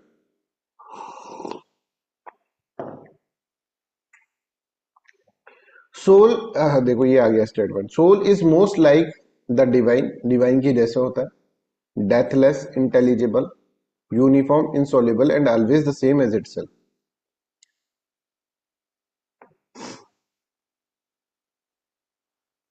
Soul is true principle of life. ऐसे कैसे sir, true principle of life कैसे, अभी हम बताएंगे आपको। Divine is nature and characterise by the self motion, ये सबसे बड़ी इसको क्वालिटी दे दी भाई, और इसी के कारण it is A principle of life. Self motion है इसका, सोल का, बहुत बड़ी बात है, बहुत बड़ी बात, इट सेल्फ मोशन, मतलब इसको बहुत बड़ी चीज दे दी भगवान ने। अब इस सेल्फ मोशन को हम देते हैं, it is A principle of motion. Principle of motion क्या है ये अपन अंडरस्टैंड करते हैं। अब ध्यान से सुनना भाई, सोल की कैरेक्टरिस्टिक हम पढ़ रहे हैं और सबसे इंपॉर्टेंट कैरेक्टरिस्टिक इसकी पढ़ रहे हैं, that it is the principal of movement. ये मान लीजिए एक मार्कर यहां पे रखा हुआ है, राइट, इस मार्कर को अगर मेरे को हिलाना है, तो इसके लिए कोई हिलती हुई चीज लेकर आनी पड़ेगी, ये चीज लेकर आया फिर ये हिला, राइट। इस संसार के अंदर इस चीज को अगर हिलाना है ना मेरे को, तो पहले से ऑलरेडी कोई हिलती हुई चीज आनी चाहिए, तभी जाकर ये हिलेगा, अदरवाइज ये हिल नहीं पाएगा। आप इसको फिर न्यूटन से एक्सप्लेन कर सकते हैं, फ्रिक्शन लगा हुआ है sir, F equals to mu g, तो फ्रिक्शन फोर्स अपोजिट में लगा हुआ है, तो उसको हिलाने के लिए हमको कुछ फोर्स लगाना पड़ेगा। ये न्यूटन की कहानी है। बट अगर हम जनरल डायमेंशन में देखें, संसार में कोई भी वस्तु हो, अगर किसी चीज को हिलाना है, मान लो इस चीज को हिलाना है, तो मैंने अपने हाथ को लेकर आया, हाथ मूविंग है ना, ये देखो मूविंग है, तब जाकर ये हिली, समझ में आ रहा। तो संसार के अंदर कोई भी चीज को अगर आपको मूव करवाना होगा, कोई बॉल बॉल है उसको मूव करवाना होगा, तो एक अपने बॉल स्पीड से फेंकी तो वो मूव करेगी। अगर किसी चीज को मूव करवाना होगा ना संसार के अंदर, तो एक मूविंग ऑब्जेक्ट आपको चाहिए होगी।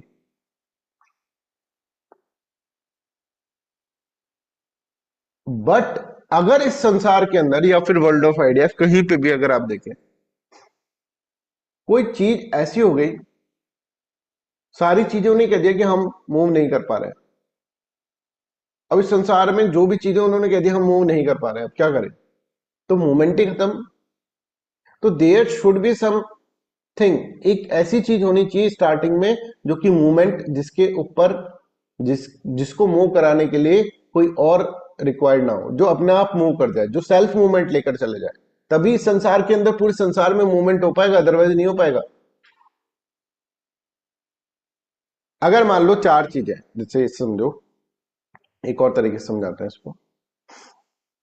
एक तो बॉल है, एक बुक है, एक बोतल है, राइट, और एक मान लो कुछ भी मार्कर पेन मान लो। अब इनमें से किसी भी चीज को हिलाना है, तो ये आपस में तो नहीं हिल सकते। ये बोले भाई मैं तो खुद ही नहीं हिल पा रहा, कोई हिला दो, हे भगवान कोई हिला दो। ये बोल रहा है कि मेरे को भी कोई मूव करवा दो, मेरे को भी मूव करवा दो, मेरे को मूव करवा दो। पर ये आपस में तो नहीं, क्योंकि ये खुद के अंदर, इनके अंदर मोशन नहीं है। अगर इसके अंदर किसी तरह से मोशन आ जाए, ये भिड़ेगी, ये हिल जाएगा, ये भिड़ेगी, ये हिल जाएगा, ये भिड़ेगी, ये हिल जाएगा। पर इसके अंदर मोशन आए कहां से? इसके अंदर मोशन मान लो इससे आ गया, एक एक बॉल थी, उससे एक और बॉल थी, उससे मोशन आ गया, तो इसके अंदर मोशन कहां से आएगा, एंड सो ऑन। तो there should be someone who is moving without any object, that is self motion होना चाहिए, तभी जाकर ये सब मोशन में आएंगे। ये इसको हिलाएगा और फिर ये सब आपस के अंदर मूव कर जाएंगे। तो सेल्फ मूवर इज रिक्वायर्ड। ये बात किस किस को समझ में नहीं आई है, please let me know, because आगे चलकर यही कॉन्सेप्ट हमको समझना है। सेल्फ मूवर का कॉन्सेप्ट किसको समझ में आया? हाउ सेल्फ मूवर जो है वो एक तरह से क्या है, इस संसार के लिए कितना इंपॉर्टेंट है। और आप कहते हैं it is A true principle of life. Anybody in the class जिसको समझ में नहीं आया वो बोले प्लीज।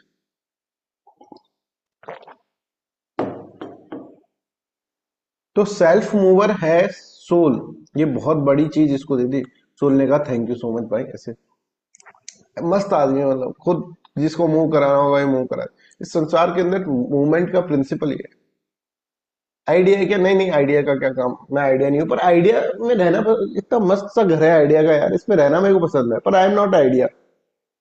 आप किसी घर में गए, बोले यार क्या घर है, मस्त घर है, तेरे घर इतना अच्छा लगता है मेरे को, पर यार तेरे घर में है ना, मैं मेरा मेरा नहीं है घर, है तो तेरा ही।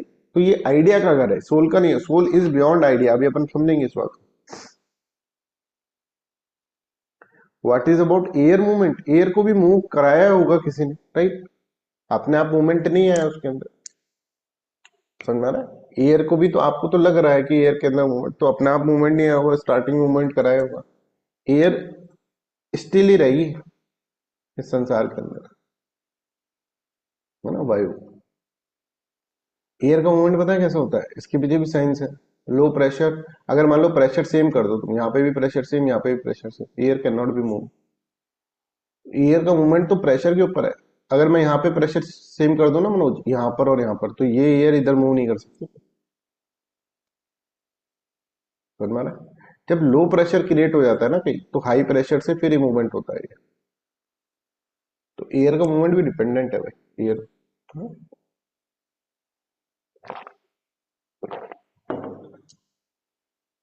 आई होप दिस इज क्लियर। तो इस संसार के अंदर क्या है, इस एयर को मूव कौन करा रहा है? प्रेशर।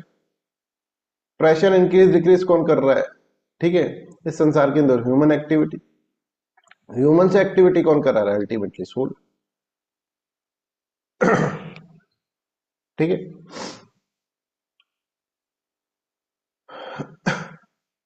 हाँ, प्रेशर डिफरेंस से होता है ना, तो एयर का खुद का नेचर तो नहीं है ना मूव करने, बस समझो। प्रेशर होता है तब वो मूव करती है। ऐसे ही इसका खुद का नेचर नहीं है ना मूव करने, जब इसको कोई मूव करेगा तो एयर को मूव प्रेशर करवा, राइट, इस तरह। तो अल्टीमेटली जो लास्ट में जो मूवर है, that will be what? That will be soul. तो soul is true principle of life, divine in nature and characterized by the self motion. अब ये बताओ, ये किस किस को चीजें, ये चीज समझ में आ गई है? प्राइम मूवर वाली चीज जो है, ये समझ में आ गई है तो प्लीज लेट मी नो, है ना। मैं प्लीज मतलब अगर जिसको नहीं है ये वो बता दें तो मैं बता दूंगा फिर इसको। Anybody has any doubt in this one, please let me know. कोई और, जैसे ये मनोज ने क्वेश्चन पूछा, ऐसे कोई क्वेश्चन और पूछना चाहता है तो प्लीज।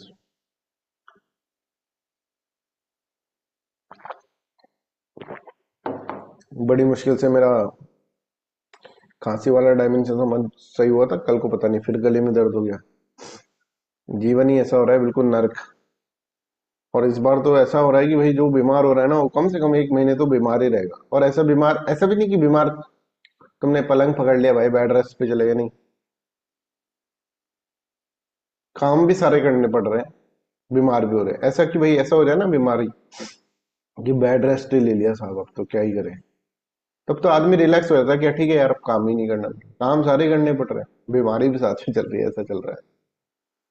चलो, soul as a principle of movement, ये अपन इसके अंदर अंडरस्टैंड करते हैं। हाँ बिल्कुल, देखो अगर ऐसा हो जाए ना तो आदमी रिलैक्स कब होता है? जब ये हो जाए कि भाई अब तो कर ही नहीं सकते, क्या करें, बेड रेस्ट दे दिया डॉक्टर ने, तो ड्रिप चढ़ रहा है, ठीक है, ये वाला स्टेज ठीक रहता है। अब ऐसा स्टेज आधा अधूरा सा, भाई जुकाम हो गया, अब जुकाम में क्या बेड रेस्ट करें? घर वाले बोलते जुकाम ही तो, ये इतना ज्यादा क्यों ले रहा है जबरदस्ती? और भाई शरीर के अंदर क्या क्या हो रहा है। पर ठीक है, soul as a principle of movement, ये अपन इसके अंदर समझते हैं। Plato observe that everything in the world that move is either moved by something else और मूव इटसेल्फ, राइट। ये तो ये यही हो सकता है। If all motion movement depends on something external, there would be no beginning of the motion. अगर सभी कहते हैं भाई साहब हम तो हिल ही नहीं पा रहे, आओ हमें कोई हिला दो, राइट, तो there must be a first cause that initiate movement independently. जो एक ऐसा होना चाहिए जिसको जो मर्जी हो तब वो मूवमेंट कर जाए। And for Plato this is soul. खतरनाक चीजें बताएंगे प्लेटो। अब देखिए, पूरी वेस्टर्न फिलोसफी इनका ही ज्ञान ले लेके चीजें बताएंगे, इसलिए हम ये एक बेस क्रिएट हो जाएगा। इसलिए प्लेटो एरिस्टोटल आपके सिलेबस में भी पहले ही दे दिया। उसके बाद फिर रेशनलिज्म, फिर एम्प्रेसिज्म। रेशनलिज्म पहले क्यों दिया? एम्प्रेस सिलेबस जो लिखा रहता है ना, वो बहुत ही उसमें दिमाग लगाता है डिजाइन करने में। पहला टॉपिक क्या दें, समझ में आ रहा है, जिससे कि बच्चा एक तरह से कॉन्सेप्ट। अब देखो, हम आचार्य शंकर तक पहुंचे तभी तो हमें इंडियन फिलोसफी पूरी समझ में आई। पहला टॉपिक उनको देना तो वेदांता चाहिए था, अगर हम इंपॉर्टेंस के हिसाब से देखें तो। पर पहला चारवाक उन्होंने दिया टॉपिक, फिर जैन दिया, फिर बुद्ध दिया, और उसी वे में पढ़े ना तो ही जाकर चीजें अच्छे से समझ में आएंगी आपको। सांख्य के बाद योगा दे देना चाहिए था, नहीं, इस तरह से, right. Soul moves itself, it does not need to external force to set in the motion. ये भाई खुद मूव कर जाती है, इसकी ये क्वालिटी है। मेरी ये क्वालिटी है, मैं खुद मूव कर देता हूँ, मेरे को मूव कराने के लिए कोई और नहीं चाहिए, मैं दुनिया को मूव कराता हूँ। While the body requires the soul to act, the soul itself is own source of activity. Body, हम कैसे, हम हमारा हाथ क्यों हिल रहा है? सोल के कारण तो हिल रहा है। सोल निकल जाए संसार के अंदर, जीवन निकल जाए, सोल निकल जाए तो बॉडी थोड़ी ना हिल जाएगी अपना। बॉडी को हिलाने का काम भी कौन कर रहा है? सोल ही कर रहा है। हम सोचे देखो हमारे में कितने power, I am the prime mover sir, ये देखो बोतल को हिला दिया, अरे भाई तुम्हारे अंदर जो सोल है उसने हिलाया। तुम्हारे अंदर सोल को कर लो ना, तो तुम संसार के अंदर एक तरह से क्या है, ऑब्जेक्ट की तरह हो जाओ। देखो कितनी अच्छी बात है ना। हम अपने आप को सोचते हैं कि यार हम तो कुछ भी कर दें, तुम्हारे अंदर से सोल जो है वो करवा रही है तुमसे जो करवा रही है। अगर सोल हटा दो ना तुम्हारे अंदर से, तो मतलब हमारे आप अपन सबके अंदर से, तो हम क्या करें, हम एक तरह से ऑब्जेक्ट ही हो गए संसार के अंदर। हमको ऑब्जेक्ट से डिफरेंशिएट क्यों किया जा रहा है? इसे ऐसे बोलते हैं ना, जब आदमी मर जाता है तो उसके नंबर दे देते हैं उसको, बॉडी नंबर, ये बॉडी बोलने लग जाते हैं उसको, डेड बॉडी। क्योंकि अब ये ऑब्जेक्ट है, इट इज मियर ऑब्जेक्ट। पहले कभी बॉडी नहीं बोला आपको, मरने के बाद बॉडी बोला है, क्योंकि अब तेरे अंदर सोल ही नहीं है। पहले तो तू बॉडी विथ सोल था भाई, मरने के बाद आपको बॉडी बोलने लग जाते हैं। देखा आपने ये चीज, डेड बॉडी। डेड सोल कभी नहीं बोला, सोल तो था पहले, जब तक सोल था जब तक तो डेड नहीं था, बॉडी बोलने लगे थे। तो this quality of self motion make the soul eternal and immortal, because something that is origin of movement can not cease to exist, it is very cause of the life and the activity in the universe. ठीक है। तो Plato इस तरह से बोलता है, that which move itself is the source and beginning of motion for all other things, because it is ultimate principle of motion, it must be eternal and in. अब ये अगर डिस्ट्रॉय हो गया, मान लो जो मूव करवा रहा था वही डिस्ट्रॉय हो गया काम खत्म, फिर तो सब कोई मूव ऐसे रह जाएंगे फिर तो। ठीक है, वही डिस्ट्रॉय हो गया, स्टैच्यू हो जाएगा फिर तो पूरा वर्ल्ड। तो इस पूरे वर्ल्ड के अंदर अगर मोशन प्रोवाइड करना है, तो there is something that is self move, वही मोशन प्रोवाइड। अगर वही खत्म हो गया, वही छुट्टी पे चला गया, तो बस वो इटर्नल होना चाहिए, वो कभी डिस्ट्रक्ट हो। इसलिए सोल जो है, यहाँ से इमोर्टेलिटी ऑफ सोल का कॉन्सेप्ट आ रहा है। अगर आप देखें तो इमोर्टेलिटी ऑफ सोल के अंदर एक एक आर्गुमेंट वो देगा, कि इमोर्टेलिटी ऑफ सोल के अंदर एक आर्गुमेंट देगा, it is a prime mover. अगर कोई ऐसा है कि there should be a mover, अगर इस संसार के अंदर किसी भी चीज को मूव नहीं करा जा सकता, तो there should be a mover, that mover should be eternal, that can be self moved, that is a prime mover. समझ में आ रहा है? तो एक पॉइंट तो हम ये समझ गए, soul as a principle of movement. अभी तो ये अपनी थ्योरी के अंदर माइथोलॉजी भी डालेंगे भाई। ग्रीक है, ग्रीक में ग्रीक गॉड्स के बारे में तो आपने सुना होगा। अभी तो माइथोलॉजी लेकर आने वाले हैं, डोंट वरी अबाउट दैट, पूरा माइथोलॉजी लाएंगे। Soul is neither an idea nor a matter. पर वो माइथोलॉजी को फिर आप उसके ऊपर आर्ग्यूमेंट नहीं कर सकते। माइथोलॉजी, अरे सोल सर आपने कहा सोल तो खुद बनता है, आइडिया तो खुद बनता है, यहाँ पे तो कोई भगवान है वो बना रहा है, एक डिवाइन क्रिएटर है, राइट, वो सब चीजें फिर वो हम उसके ऊपर वैसे कमेंट नहीं कर पाएंगे। वो हम फिर वो उन्होंने अपनी थ्योरी के अंदर एक्चुअली उनको जो प्लेटो का अगर हम देखें, तो प्लेटो का एक फिलोसफी दिखेगा आपको, जो ये सब बातें कर रहे हैं। एक प्लेटो की थियोलॉजी आपको दिखेगी, इसमें गॉड ही गॉड, सब कुछ गॉड ने बनाया इस तरह से, है ना। एक प्लेटो का एथिक्स दिखेगा। बट इनको मिक्स मत करना कि भाई ये तुमने ऐसे कर दिया, है ना, थियोलॉजी को इसके अंदर डाल दिया, अरे ये तो ऐसे। इसने बहुत सारी एक किताब में ऐसा लिख रखा है, दूसरी किताब के अंदर ऐसा लिख रखा है, तीसरी किताब में ऐसा लिख रखा है, चौथी किताब में ये सब लिख रखा है, पांचवी किताब में ये सब, हजारों किताबें लिखी हैं, उन सब के अंदर कहीं ना कहीं तो हमको जब फिलोसफी पढ़ने, फिलोसफी से तक ही लिंक रखना है। नहीं तो ये तो बोलेगा भाई इस संसार को, सोल को किसी ने बनाया है, गॉड को किसी ने बनाया है, एक डिवाइन क्रिएटर है, एक आर्किटेक्ट है, उसने कुछ कराया, ये सब चीजें, वो सब चीजें हम फिलोसफी ऑफ रिलीजन के अंदर समझेंगे। पर थोड़ा थोड़ा आइडिया दे दूंगा, बट उसमें आर्ग्यूमेंट नहीं करना है कि सर फिर तो ये सब कुछ बिगड़ गया, नहीं, वो थियोलॉजी है। समझ में आ रहा है? और आप देखें प्लेटो भी, बहुत सारे थियोलॉजियन जो थे ना, उन्होंने प्लेटो को बचा के रखा, तभी जाकर वो वापस से उस सेंचुरी के अंदर आया। तो मैंने आपको फर्स्ट क्लास में बताया था, बहुत सारे थियोलॉजियंस जो है ना, वो प्लेटो को सपोर्ट करते थे पहली क्लास में, डार्क एज जब आप आपको पढ़ा रहे थे, इसलिए वो बचे। याद है तुम्हें? तो प्लेटो का थियोलॉजी के अंदर भी, फिलोसफी ऑफ रिलीजन में भी बड़ा कंट्रीब्यूशन है। ये बात आप समझो, जैसे मैं आपको दिखाऊं, just give me a minute, oh ठीक है, जस्ट अ सेकंड, करना कुछ और चले, वो कुछ और गया।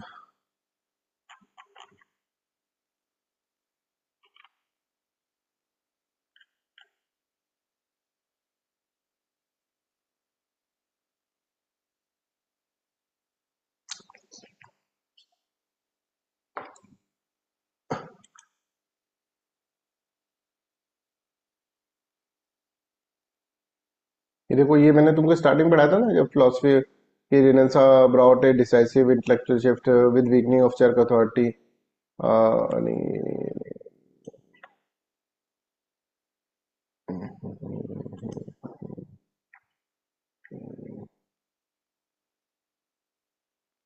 ये देखो, in the medieval period religion dominate philosophy, so Plato and Aristotle rational spirit become less visible, but their legacy quietly survive through the medieval theologian. समझ में आ रहा है? This is important. अब ये समझ में आ रहा है? तो थियोलॉजी के अंदर थियोलॉजियंस भी इसको सपोर्ट कर रहे हैं, उनकी लीगेसी को सर्वाइव रखा। राइट, इस तरह से आप इसके अंदर देख सकते हैं। तो उन्होंने बहुत सारी थियोलॉजी के बारे में बात करेंगे, राइट, बट उसको थियोलॉजी तक ही हम पर रखेंगे। एक्चुअली इसमें कहीं आर्ग्यूमेंट्स है नहीं वैसे, राइट, जो कि फिलोसफी के अंदर इसके अंदर लिखे, पर फिर भी मैंने इसके अंदर लिख रखा है। हाँ, अभी सब कुछ होगा। Soul does not enters non living object में तो एंटर करिए। बॉडी इज व्हाट, अभी तो जाएगी भाई, ये सोल नीचे जाएगी, डोंट वरी। आइडिया में थोड़ा ना रह रही हो। Body is what, non living object. हाँ, टेबल और इनमें, क्योंकि भाई टेबल और इनके अच्छा, वैसे क्यों नहीं है? तो सोल जो है, राइट, उसको भी कुछ ऐसी चीज चाहिए ना जो उसके मतलब उसके हिसाब से की हो, राइट। तो इस संसार में देखो दोनों चीजें चाहिए इस संसार के अंदर। एक सोल का आर्गुमेंट ये बोलेगी कॉस्मोलॉजी के अंदर, पेरिशेबल चीजें भी चाहिए, नॉन पेरिशेबल चीजें भी चाहिए। समझ में आ रहा है?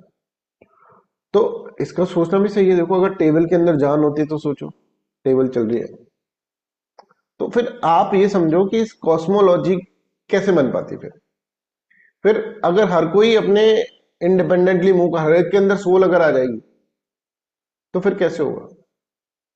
फिर संसार ही नहीं चल पाएगा ना। कॉस्मोलॉजी के लिए भी तो हमको कुछ ऐसी सिस्टम, जो डिजाइनर गॉड है वो कुछ सोच कर ही बनाएगा ना चीजें। अगर वो सब चीजों को मूव करवा देगा, सब चीजों को, तो कुछ चीजें ऐसी भी रखी जो कि मूव नहीं करती। ठीक है, एक डिजाइनर की तरह सोचो, इस वर्ल्ड को जो डिजाइन करा होगा, किसी ने एक ब्लूप्रिंट बनाकर फिर डिजाइन करा होगा।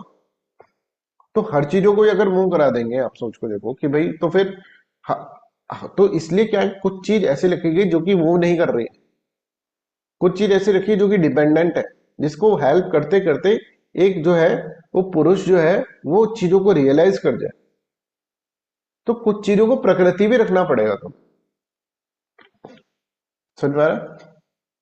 तो पुरुष को लिबरेशन अगर चाहिए, तो अगर सबको, भाई अगर मान लो टेबल को भी लिबरेशन चाहिए, इसको भी लिबरेशन, तो किसी को नहीं मिल पाएगा फिर।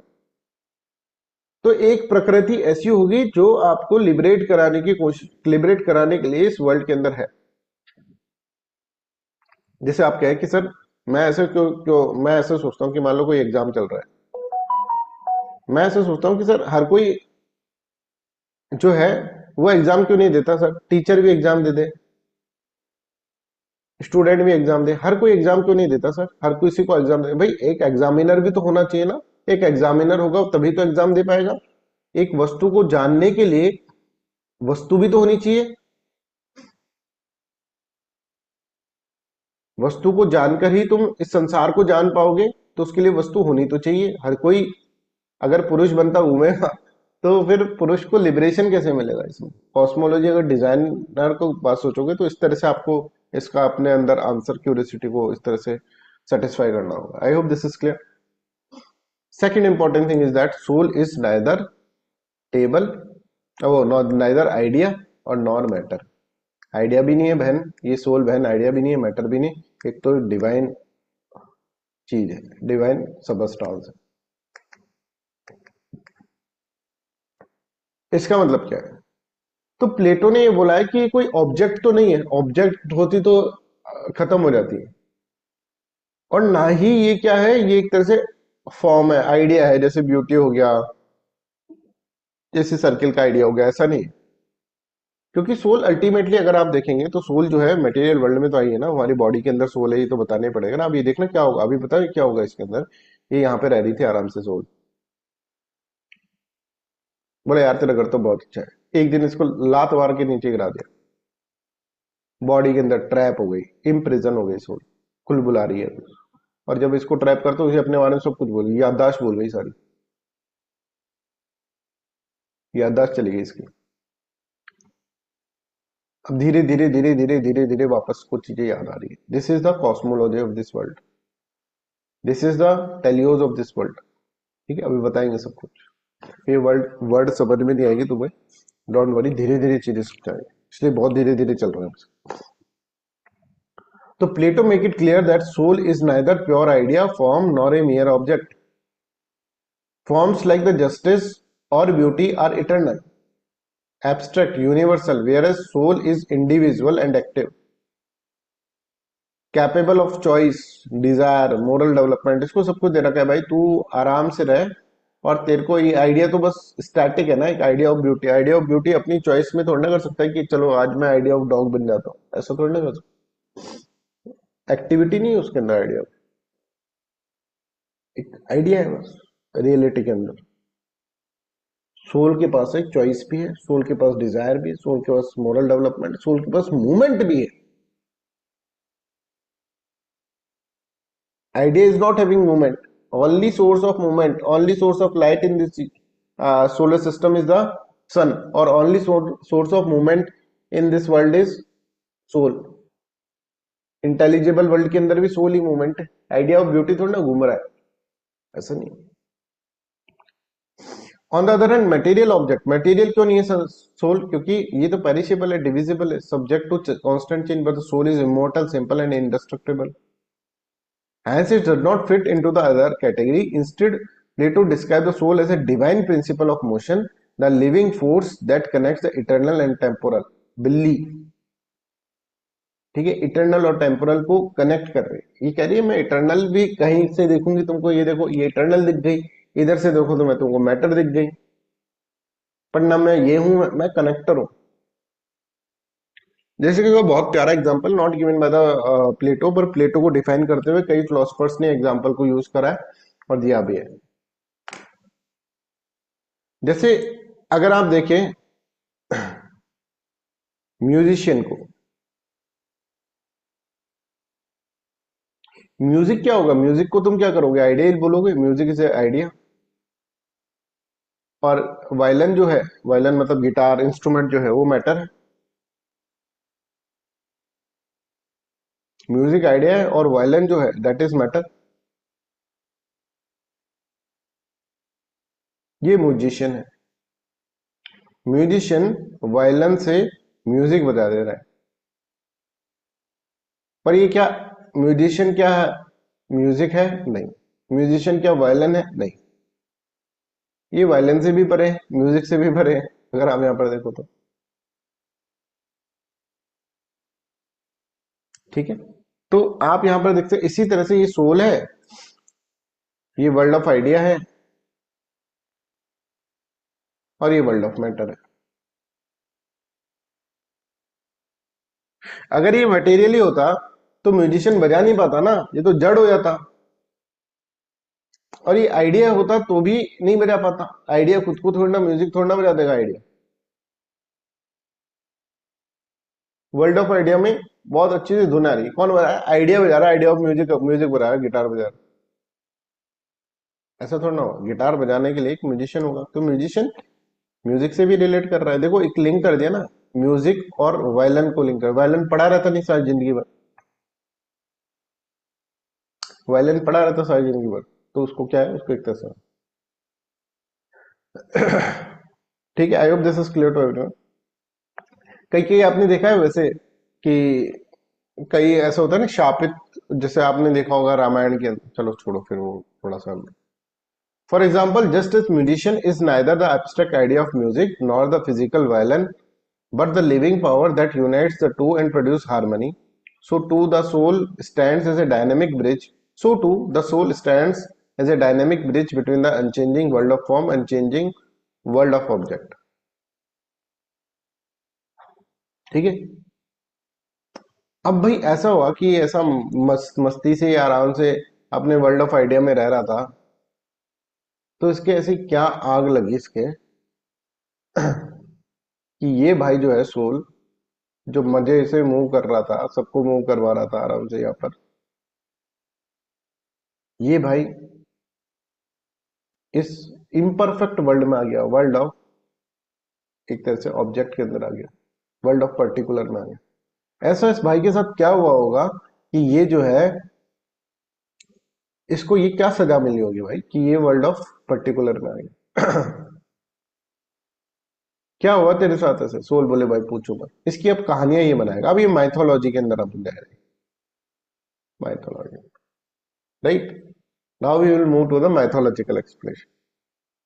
तो यहां पर एक कहानी बनाते हैं। क्या? ये देखो, ये है सोल। माइथोलॉजी बनाने, प्लेटो की मैथो। सोल के पास एक्चुअली है ना दो घोड़े थे। ये घोड़े, ये देखो, एक ब्लैक है और एक वाइट है। एक घोड़ा था ना दैट इज वेरी ओबीडियंट, ये व्हाइट वाला ही हुआ होगा। He is very obedient, he is very noble. दूसरा जो था ना दैट इज जो कि संभलता नहीं है। घोड़ा होता है ना एक, अगर घोड़ा एक ऐसा प्राणी है जिसके ऊपर अगर आपको उसने एक्सेप्ट कर लिया ना, अगर वो आपकी ओबीडियंस मानने लग गया, फिर देखो घोड़ा चेतक भी बन सकता है, राइट। मालिक के लिए जान दे देगा। पर मालिक उसका एक अलग ईगो है, उस ईगो को आपको सेटिस्फाई करना पड़ेगा घोड़े।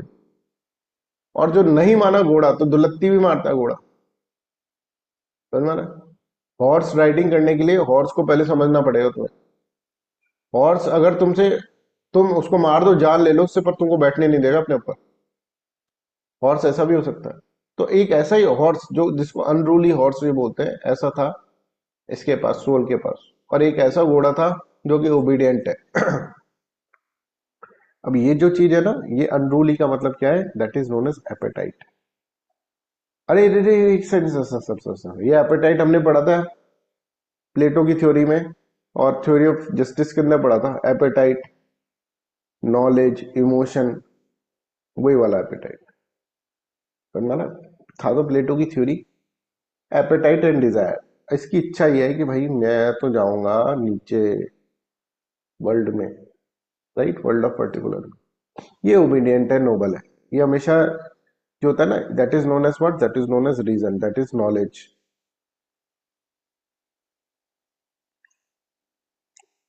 इसके अंदर एपेटाइट है भाई के। देखो दो वर्ड है, नीचे जाके तीन हो जाएंगे, knowledge, emotion and appetite, right. I hope this is clear to everyone. यहाँ तक समझ में आ रहा है? इसके अंदर रेशनल, ये जो बोलता है ना ये वैसे मान ले। अब ये देखो, ये घोड़े को देखो, तुम ध्यान से देखना इसको, इस इमेज को। ये घोड़ा ऊपर की तरफ जाने की मूवमेंट कर रहा है और ये घोड़ा नीचे जाने की मूवमेंट कर रहा है। Are you getting this? तो क्या होता है, एक दिन ये सोल जो है वो सैर कर रही थी, आगे आगे देवता घूम रहे थे, ग्रीक के गॉड्स, ग्रीक गॉड्स। ठीक है, ये ग्रीक के गॉड की माइथोलॉजी भी, ग्रीक की माइथोलॉजी इज, मतलब माइथोलॉजियों में सबसे बेस्ट जो है वो ग्रीक की माइथोलॉजी। आपको पता है ग्रीक में कितने सारे गॉड है, ग्रीक की देवी देवता। पर अगर आप ग्रीक की देवी देवता को देखोगे तो दे आर जस्ट लाइक, मतलब वैसे उनके अंदर एक्स्ट्राऑर्डिनरी पावर है, पर उनके अंदर सब कुछ है जो कि ह्यूमन बीइंग के अंदर भी होता है। दे हैव द इमोशन, उनकी खुद की लव स्टोरीज और ये सब भी आप पढ़ लोगे। ग्रीक की माइथोलॉजी भी बड़ी इंटरेस्टिंग है। तो पॉलीथिज्म जो है ना वो ग्रीक की गॉड्स के थ्रू ही आएगा, पॉलीथिज्म। जब हम रिलीजन फिलोसफी पढ़ेंगे तो तब हम उसके अंदर आपको थोड़ी थोड़ी चीजें बता देंगे, इनके हर चीज के अलग अलग देवी देवता है ना, तब हम थोड़ा सा उसके बारे में बताएंगे, बट अभी बताना कोई काम का नहीं है, राइट। तो Plato illustrate the story of the soul, embodiment की, सोल के एम्बॉडीमेंट कैसे हो। अच्छा, सोल का एम्बॉडीमेंट, एम्बॉडीमेंट का मतलब क्या है? एक वर्ड आएगा embodied, embodied soul, bodied soul. Embodiment क्या हुआ सोल का? एम्बॉडीड सोल का मतलब क्या है, ये अपन को इसके अंदर अंडरस्टैंड करना। एम्बॉडीड सोल का मतलब, एक तो सोल है उन्मुक्त गगन में घूम रहा है आराम से, एक सोल है जो जो क्या है, जो कि एक प्रिजन में चला गया। और ये प्रिजन क्या है? ये प्रिजन है बॉडी। बॉडी के अंदर जब सोल आ जाता है ना, उसको बोलता है एम्बॉडीड सोल। सोल का एम्बॉडीडमेंट होना का मतलब क्या है? एम्बॉडीडमेंट होने का मतलब क्या है? सोल किस तरह से एक तरह से बॉडी के अंदर आई, embodiment of soul, embodiment of soul. Soul body के अंदर आ गई ना, उसको बोलते हैं। तो सोल किस तरह से बॉडी में आई, हाउ सोल गेट एम्बॉडीड, ये हमें पढ़ना है। तो उसकी एक कहानी सुना रहा है कि सोल जो थी इतनी उन्मुक्त गगन में घूम रही थी आराम से, एक दिन तो उसको एक घोड़ा उससे संभला नहीं, और वो देवी देवताओं को फॉलो करती हुई जा रही थी, है ना। जैसे जहां जहां देवी देवता जा रहे हैं वहां वहां घूमते हैं ना, ब्रह्म मुहूर्त में देवी देवता, ठीक है। वैसे ऐसे बोला जाता है, जो सुबह का टाइम होता है 4:30 बजे के आसपास देवी देवता घूमते हैं सारे, है ना, सबको आशीर्वाद देते हुए। और जो शाम का टाइम होता है ना, उसमें सारे असुर जो होते हैं वो घूमते हैं। समझ में आ रहा है? इसलिए बोलते हैं कि शाम को आपको क्या करना चाहिए, योगा और ये सब चीजें सुबह ही करनी चाहिए। जो भी स्पिरिचुअल काम है ना, सुबह सुबह उठ के पूजा करनी चाहिए। शाम को एक तरह से अपन जैसे लाइट जलाते हैं तो अपन एक तरह से हाथ जोड़ते हैं, क्योंकि लाइट जलाने का मतलब क्या है, हम एक तरह से लाइट जब जला रहे हैं या फिर दीपक जब जला रहे हैं तो इसका मतलब ये है कि वो उससे रक्षा करेगा, हमारे असुरों से रक्षा करेगा।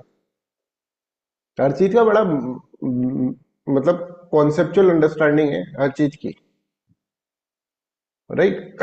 तो असुर जो होते हैं, असुर भी होना जरूरी है। आप कहें सर सब असुर ही क्यों नहीं हो, सब सब देवता ही बन जाते हैं ना, असुर क्यों है? असुर होना भी जरूरी है बच्चों, पुरुष होना भी जरूरी है, प्रकृति होना भी जरूरी है, राइट। ये सब हम रिलीजन फिलोसफी में पढ़ेंगे, ये भी तुम्हारे ऐसे नहीं सिलेबस आउट ऑफ सिलेबस, कुछ सब कुछ सिलेबस में। He compare the soul to a charioteer, ठीक है, जो कि वो उसको चैरिटियर का मतलब जो चैरिट को चलाता है, ठीक है, driving a pair of winged horses, one noble and obedient and symbolizing reason and spirit, and other unruly symbolizing appetite and desire। और जो unruly है ना, इसने क्या करा, इसने कर दिया कबड़ा, ये बोला कि मैं तो नीचे जाऊंगा, राइट। और इसने फिर उसको संभाल नहीं पाया और वो नीचे गिर गया, फॉल ऑफ सोल। ये मैथोलॉजिकल एक्सप्लेनेशन है ना। तो यहाँ पर देखो, the charioteer representing intellect struggle to keep both forces in the harmony, ठीक है, हार्मनी में नहीं रख पाया, which following the gods in their celestial journey, god के पीछे चल रहे थे, while following gods in the celestial journey across the heavens where they behold the eternal forms। some souls guided by the discipline and balance, वो तो चलती रही। और दूसरी जो थी ना, वो क्या है, पैशन को कंट्रोल नहीं कर पाया, वो हॉर्स को, काले वाले हॉर्स को, और वो एक तरह से क्या है, इटर्नल फॉर्म्स से दूर हट जाएंगे, उनको दिखेगा नहीं, और wings weaken and they fall away from the heaven. Heaven में से सोल गिर गई, तो ऊपर से गिरा गिरा और नीचे जाके फिर अटक गया। अटकने का मतलब क्या है कि बॉडी के अंदर ट्रैप हो गई। एक तो ये explanation, this is just a mythological explanation. ये तुमसे कोई पूछेगा नहीं, जब तुम फिलोसफीज की डिस्कस कर रहे हो तब रिलीजन फिलोसफी में काम आई। ये आपको लिखना नहीं है जब तक आपको बताया कि हाउ सोल गेट एम्बॉडीड, जब तक ऐसा क्वेश्चन नहीं आ जाए तब तक ये सोल के अंदर नहीं लिखना है। प्लीज ट्राई टू अंडरस्टैंड, सुन लो। जब तक सोल का ऐसा क्वेश्चन नहीं आ रहा है कि सोल एम्बॉडीड कैसे हुई, embodiment of soul discuss according to Plato, तब आपको ये स्टोरी लिखनी है, अदरवाइज ये स्टोरी नहीं लिखनी है। प्लीज ट्राई टू अंडरस्टैंड, ये आपको कहीं पे भी नोट्स वोट्स कहीं नहीं मिलेगी और ना ही तुमसे पूछी जाती है। ये सब रिलीजन का काम है, मैथोलॉजी और ये सब चीजें रिलीजन में बहुत इंटरेस्टिंगली हम आपको मैथोलॉजी पे मैथोलॉजी पढ़ाएंगे। जब वेस्टर्न फिलोसफी से पक जाओगे ना, जैसे सोशो पॉलिटिकल फिलोसफी से पक गए थे, तो हमने वेस्टर्न फिलोसफी स्टार्ट कर दिया। पता चल गया सारे बच्चों को, सर वेस्टर्न कब, सर वेस्टर्न बता दो कब स्टार्ट हो गई। इसी तरह से इंडियन से पक गए थे तब हमने सोशो पॉलिटिकल स्टार्ट किया। तो कोर्स करवाने का एक तरीका है, तुम्हारा इंटरेस्ट तो बना रहना चाहिए। कल को तुम पढ़ाना ही बंद कर दे तो मैं किसको पढ़ाऊंगा फिर, ठीक है। अच्छा, ये चीज आपको नहीं लिखनी है जब तक कि आपको नहीं पूछा जाए कि एम्बॉडीडमेंट ऑफ सोल, जो कि पूछा नहीं जाएगा आपसे फिलोसफी के पेपर के अंदर, right. I hope this is clear to everyone.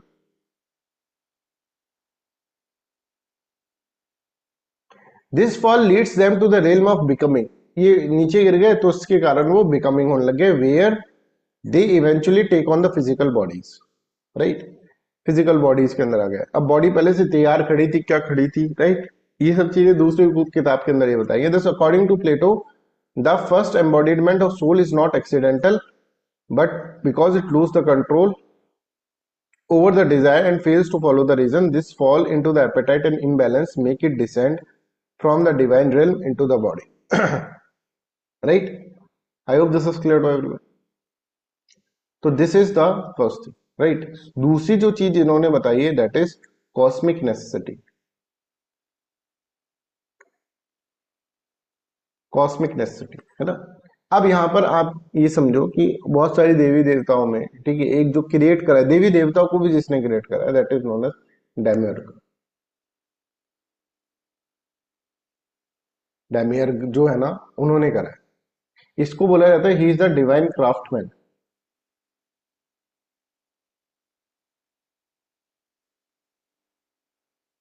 ठीक है, इसने पहले वर्ल्ड सोल बनाई। अब इसने, अब देखो इसके अंदर तुमको मैं बता तो देता हूँ, पर अगेन तुमको लिखना नहीं है ये सब चीजें, है ना। ये सब चीजें बस तुम्हारी सोचने की है, लिखना तुमको कुछ नहीं है। राइट। वर्ल्ड सोल भी उसने कैसे बनाई? उसने सबसे पहले, है ना, इमोर्टेलिटी लिया। ये पूरी पूरी कहानी इसके अंदर बताई रखी है कि इमोर्टेलिटी लिया, फिर उसको उस तरह से कन्वर्ट, चलो ये सब चीज छोड़ते हैं अपन, है ना। डेमियर्क जो है ना, उसने क्या करा है, ऐसे समझ लो एक ऐसा पर्सन है जिसने क्या है, सोल बनाई। राइट। उसने पहले वर्ल्ड सोल बनाई, ठीक है, फिर उसने इंडिविजुअल सोल बनाई, ह्यूमन सोल। और इस जो सोल थी ना, सबसे पहले इस सोल को जो है इसने स्टार्स को असाइन करा। अब ये चीजें तब तक नहीं लिखनी है जब तक पूछी नहीं जाए, और पूछी नहीं जाएगी, प्लीज ट्राई टू अंडर। पर तुम्हारे अंदर क्यूरियोसिटी रहेगी ना, सर सोल जो है वो वर्ल्ड के अंदर कैसे आई, वो चीज हम इसके अंदर बता रहे हैं, और वो उसने कहानी के अंदर बताई। तो पहले तो इसने वर्ल्ड सोल बनाया, फिर इसने इंडिविजुअल सोल बनाया। राइट। इंडिविजुअल सोल बनाकर इसने स्टार को कह दिया कि भाई ये स्टार स्टार के अंदर रहेगा, ठीक है, स्टार को असाइन कर दिया। राइट। जो इसकी ओरिजिनल जो है सोल जहां रहती है, वो स्टार्स के अंदर रहती है, ऐसे इस तरह से बोला। अब उसने लगा कि यार अब मेरे को वर्ल्ड भी बनाना है, तो वर्ल्ड के अंदर मेरे को इस सोल को डालना पड़ेगा, क्योंकि फिर ये वर्ल्ड मूव कैसे करेगा, ये कैसे करेगा। तो इसने इस सोल को डिजाइन करवा दिया वर्ल्ड के अंदर। उसके लिए उसने बॉडी बनाई, और बॉडी के हिसाब से इसने डाल दिया। तो सब कुछ क्या करा है, डेमियर्ग ने करा है। तो इन्होंने बोला दूसरी किताब में, इन्होंने जब गॉड्स के बारे में बताए थे, तो उन्होंने बोला एक भगवान, ऐसा भी भगवान है। राइट। जिसने एक, मतलब एक डिवाइन क्राफ्टमैन है जिसने ये सब चीजें डिजाइन करी है। जब हम डिजाइनर वर्ड का आर्ग्यूमेंट पढ़ेंगे, ठीक है, रिलीजन फिलोसफी के अंदर, तब आप ये सब समझोगे। राइट। तो खैर, ये इस तरह से cosmic demiurge the divine craftsman after creating world soul also fashion individual human soul. इसको एक बार पढ़ लेना। सब कहानी है, मैथोलॉजी की कहानी है ये सब। Union of the soul and the body is therefore not a punishment. पहले पनिशमेंट और फॉल बता रहा था, अब इसके अंदर ये बोलता है कि ये भाई डिवाइन प्लान है जिससे कि यूनिवर्स बनाया जाए। तो यूनिवर्स के अंदर चेंजलेसनेस, चेंजिंग एस्पेक्ट दोनों डालने के लिए ये सोल इस तरह से इसके अंदर करा। राइट। खैर, हम ये समझ रहे हैं कि ऊपर से सोल किसी तरह से नीचे आ गई, सोल जो थी वो नीचे आ गई बॉडी के अंदर, और बॉडी के अंदर फिर वो एम्बॉडीड हो गई, और this is known as embodied soul. अब एम्बॉडीड सोल के साथ क्या होगा, ये अपन को इसके अंदर समझना हो। ठीक है, यहां तक समझ में आ रहा है। अब हम जो समझ रहे हैं वो एम्बॉडीड सोल के बारे में समझेंगे। एम्बॉडीड सोल क्या होता है, ये अपन इसके अंदर अंडरस्टैंड करें। जब तक वर्ल्ड ऑफ आइडिया, मतलब एक ऐसा कनेक्टर हो गया ना, देखो वर्ल्ड ऑफ आइडिया में भी है और वर्ल्ड ऑफ ऑब्जेक्ट में भी आ जाएगा। ऐसा आपने एक ही देखा है ऐसा, जो ना आइडिया है ना मैटर, नहीं तो whole world is divided idea matter चल रहा था अभी। आइडिया पर्टिकुलर आइडिया, पर ये भाई ऐसा है सोल, मस्त आदमी, ठीक है, जो कि यहां पर भी है और यहां पर भी चला जाता है। तो सोल जो है ना, अब हम पढ़ेंगे एम्बॉडीड सोल कैसे होती है। तो सोल हमने देखा कि एक तरह से एक डिवाइन रियलिटी है, जो कि किसी तरह से, किसी भी तरह से इसमें आ गई वर्ल्ड ऑफ ऑब्जेक्ट। मैंने आपको बता दिया किस तरह से आई है, वैसे आपको उसको याद नहीं रखना। और ये एम्बॉडीड हो गई बॉडी के अंदर। अब जब ये सोल यहां पर थी ना, तब तो ये बड़ी रेशनल थी। अब बिल्कुल ध्यान सुनना, दिस इज वेरी इंपॉर्टेंट। ये एक तरह से इसके अंदर नॉलेज थी, परफेक्ट नॉलेज। परफेक्ट नॉलेज, समझ रहे हैं, perfect knowledge world of idea के अंदर परफेक्ट नॉलेज थी, 100% एक्यूरेट। परफेक्टनेस में सबसे बड़ी परफेक्ट, सब कुछ पता था इसको, 100% नॉलेज इसके अंदर थी, रेशनल इंसाइट। पर जैसे ही ये बॉडी के अंदर आई, इसके तो भैया सब कुछ भूल गई है, मेमोरी लॉस हो गई इसकी। जैसे ही बॉडी के अंदर आई, तो इसका जो प्योर रेशनल नेचर था, ये सब चला गया। अब वो जो काला घोड़ा है, ठीक है, डिजायर, एपिटाइट, इससे ये वो रूल कर रही है। ये जब यहां पर थी ना तब ये प्योर थी, पर ये बेचारी यहां गिर गई और ये एक तरह से डिजायर एपिटाइट में फंस गई। वैसे तो ये प्योर है पर ये फंस गई है, रजिया गुंडों में फंस गई, वैसा हो गया। पर रजिया है रजिया ही। अब याद करो सांख्य फिलोसफी, पुरुष wrongly identify itself as a प्रकृति और फंस गया भाई। वैसे ही हुआ है सब जगह। कहानी तो एक ही है, कहानी तो एक ही है भाई, बॉडी और सोल के बीच में रिले कहानी तो एक ही बताएंगे, पर क्या है, कहानी सुनाने का तरीका अलग अलग है। इसने ये बोल दिया कि भाई ये घूम रहा था, ये गिर गया नीचे, बॉडी के अंदर फंस गया। तो पुरुष और प्रकृति में भी तो ये था, वो भी बेचारा फंस ही गया था। उसको भी लग रहा था प्रकृति and it's civilians, wrongly identified self as a प्रकृति एंड इट्स सिविलियंस। और प्रकृति के अंदर जो चीज है, अब ये डिजायर और एपिटाइट में फंस गया। यहाँ पर इसके अंदर डिजायर विजायर नहीं, अब इसके अंदर तृष्णा वृष्णा आ जाएगी, संसार में फंस गया।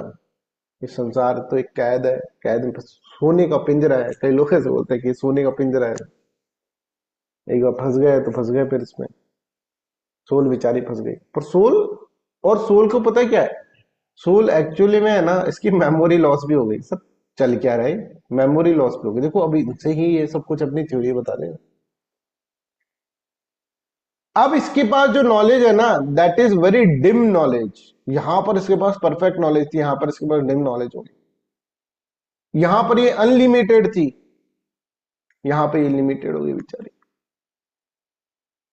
अब ये सिर्फ बॉडी को हिला पा रही है, ले भाई ले, ये बॉडी किसी और को हिला दे तो बॉडी ने इसको कैद कर लिया। बॉडी एक तरह से क्या है, पिंजरा है।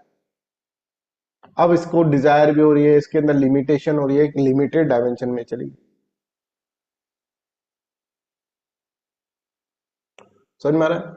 उस काले जो ब्लैक हॉर्स था उसके कारण हुआ। हाँ बट कहीं ना कहीं ऐसा होता है ना कि भाई आप, एक बंदा है, उसका एक्सीडेंट हुआ, वो मेमोरी लॉस कर गया। वैसे हुआ सॉल के साथ, वो गिरा ना जब, तो उसकी मेमोरी लॉस हो गया। पर एक दिन ऐसा होता है ना, एक ऐसा होता है उसके साथ कि उसको सब कुछ याद आ जाता है। एक दिन ऐसा होगा सोल को सब कुछ याद आ जाएगा। अरे मैं, पता है मैं, परफेक्ट नॉलेज, सब पता लगेगा, रेशनल इंसाइट। सोल भूला है चीज को, ठीक है, ऐसा है कि भूला है, पर ऐसा नहीं है कि उसको याद नहीं आ सकता, उसको याद आ सकता है। That is known as recollection of memory. और यहां से ही ये जो है रेशनलिज्म की साइड ज्यादा झुके, कि संसार के अंदर जो नॉलेज है वो सब कुछ पहले से हमारे अंदर है, हम भूल चुके हैं। हमारे अंदर मतलब हमारी सोल के अंदर, उसको बस हमको याद करना है। हम उसको याद करेंगे ना तो याद आ जाएगी। तो everything is innate, knowledge is in pure form is innate. ये संसार की जो चीजें हैं ये तो कंजेक्चुरल नॉलेज है, ये जो हम देख रहे हैं, बिलीफ, कंजेक्चुरल नॉलेज। अच्छा, हमको मैथमेटिक्स के बारे में कुछ पता नहीं है, इक्वलिटी और कि फिर हम कैसे करते हैं कि ये इसके इक्वल है, ये इसके इक्वल है ऐसे। तो मैथमेटिक्स साइंटिफिक नॉलेज जो है वो हम, हमको इस संसार के अंदर अगर हम सोचे नहीं, सिर्फ देखते रहे, तो साइंटिफिक नॉलेज तो नहीं आएगी। तो वो सब कुछ सोल में पहले से, सोल के अंदर सब कुछ पहले से है साहब। सोल यहाँ पे थी ना, बिल्कुल इसके पास 100% नॉलेज थी। अब यहां पर नॉलेज होगी इसकी 0%। पर ये कब 100% भी हो सकती है अगर इसको रिकलेक्ट करा जाए तो पुरुष जो था पहले 100% प्योर था, पर वो जब आया इसके अंदर तो फिर अब उसको सब कुछ समझ में नहीं आ रहा क्या हो गया। फिर एक दिन उसको रियलाइज होगा। तो ऐसा नहीं कि पुरुष जो है वो प्रकृति बन गया था, ऐसा तो नहीं हुआ, वो तो कॉन्शियस ही रहता। इसी तरह से सोल जो है वो अनलिमिटेड नॉलेज सोल के अंदर है, पर वो भूल गई है, उसको याद ही दिलाना है। ठीक है, तो ये समझो।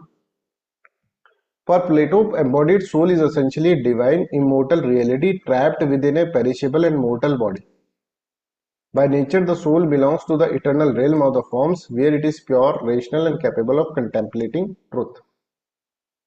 However, once embodied, एक बार embodied जब हो गया, its condition changes, become entangled with the desired limitation, destruction of the body. फंस गई भाई।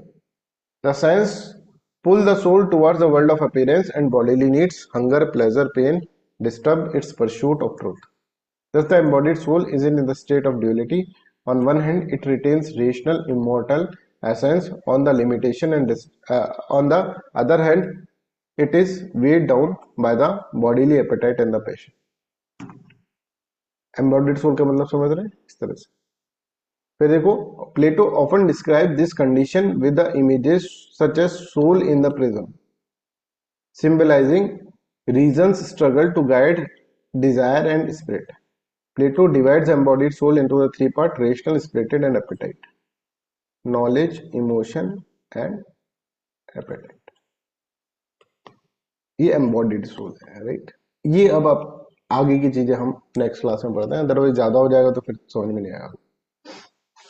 ठीक है, मेरी मजबूरी है कि मेरे को रुकना पड़ता है, नहीं तो बहुत इंटरेस्टिंग है ये सब चीजें. मतलब जिसको पढ़ाना 3-4 घंटे पढ़ा सकते हैं, बट मजबूरी है, आपको फिर लिखना भी तो है, आपको फिर समझना भी तो है, वो सब चीजें भी तो करनी. प्रवचन ही सुनते रह जाओगे फिर कैसे करेंगे.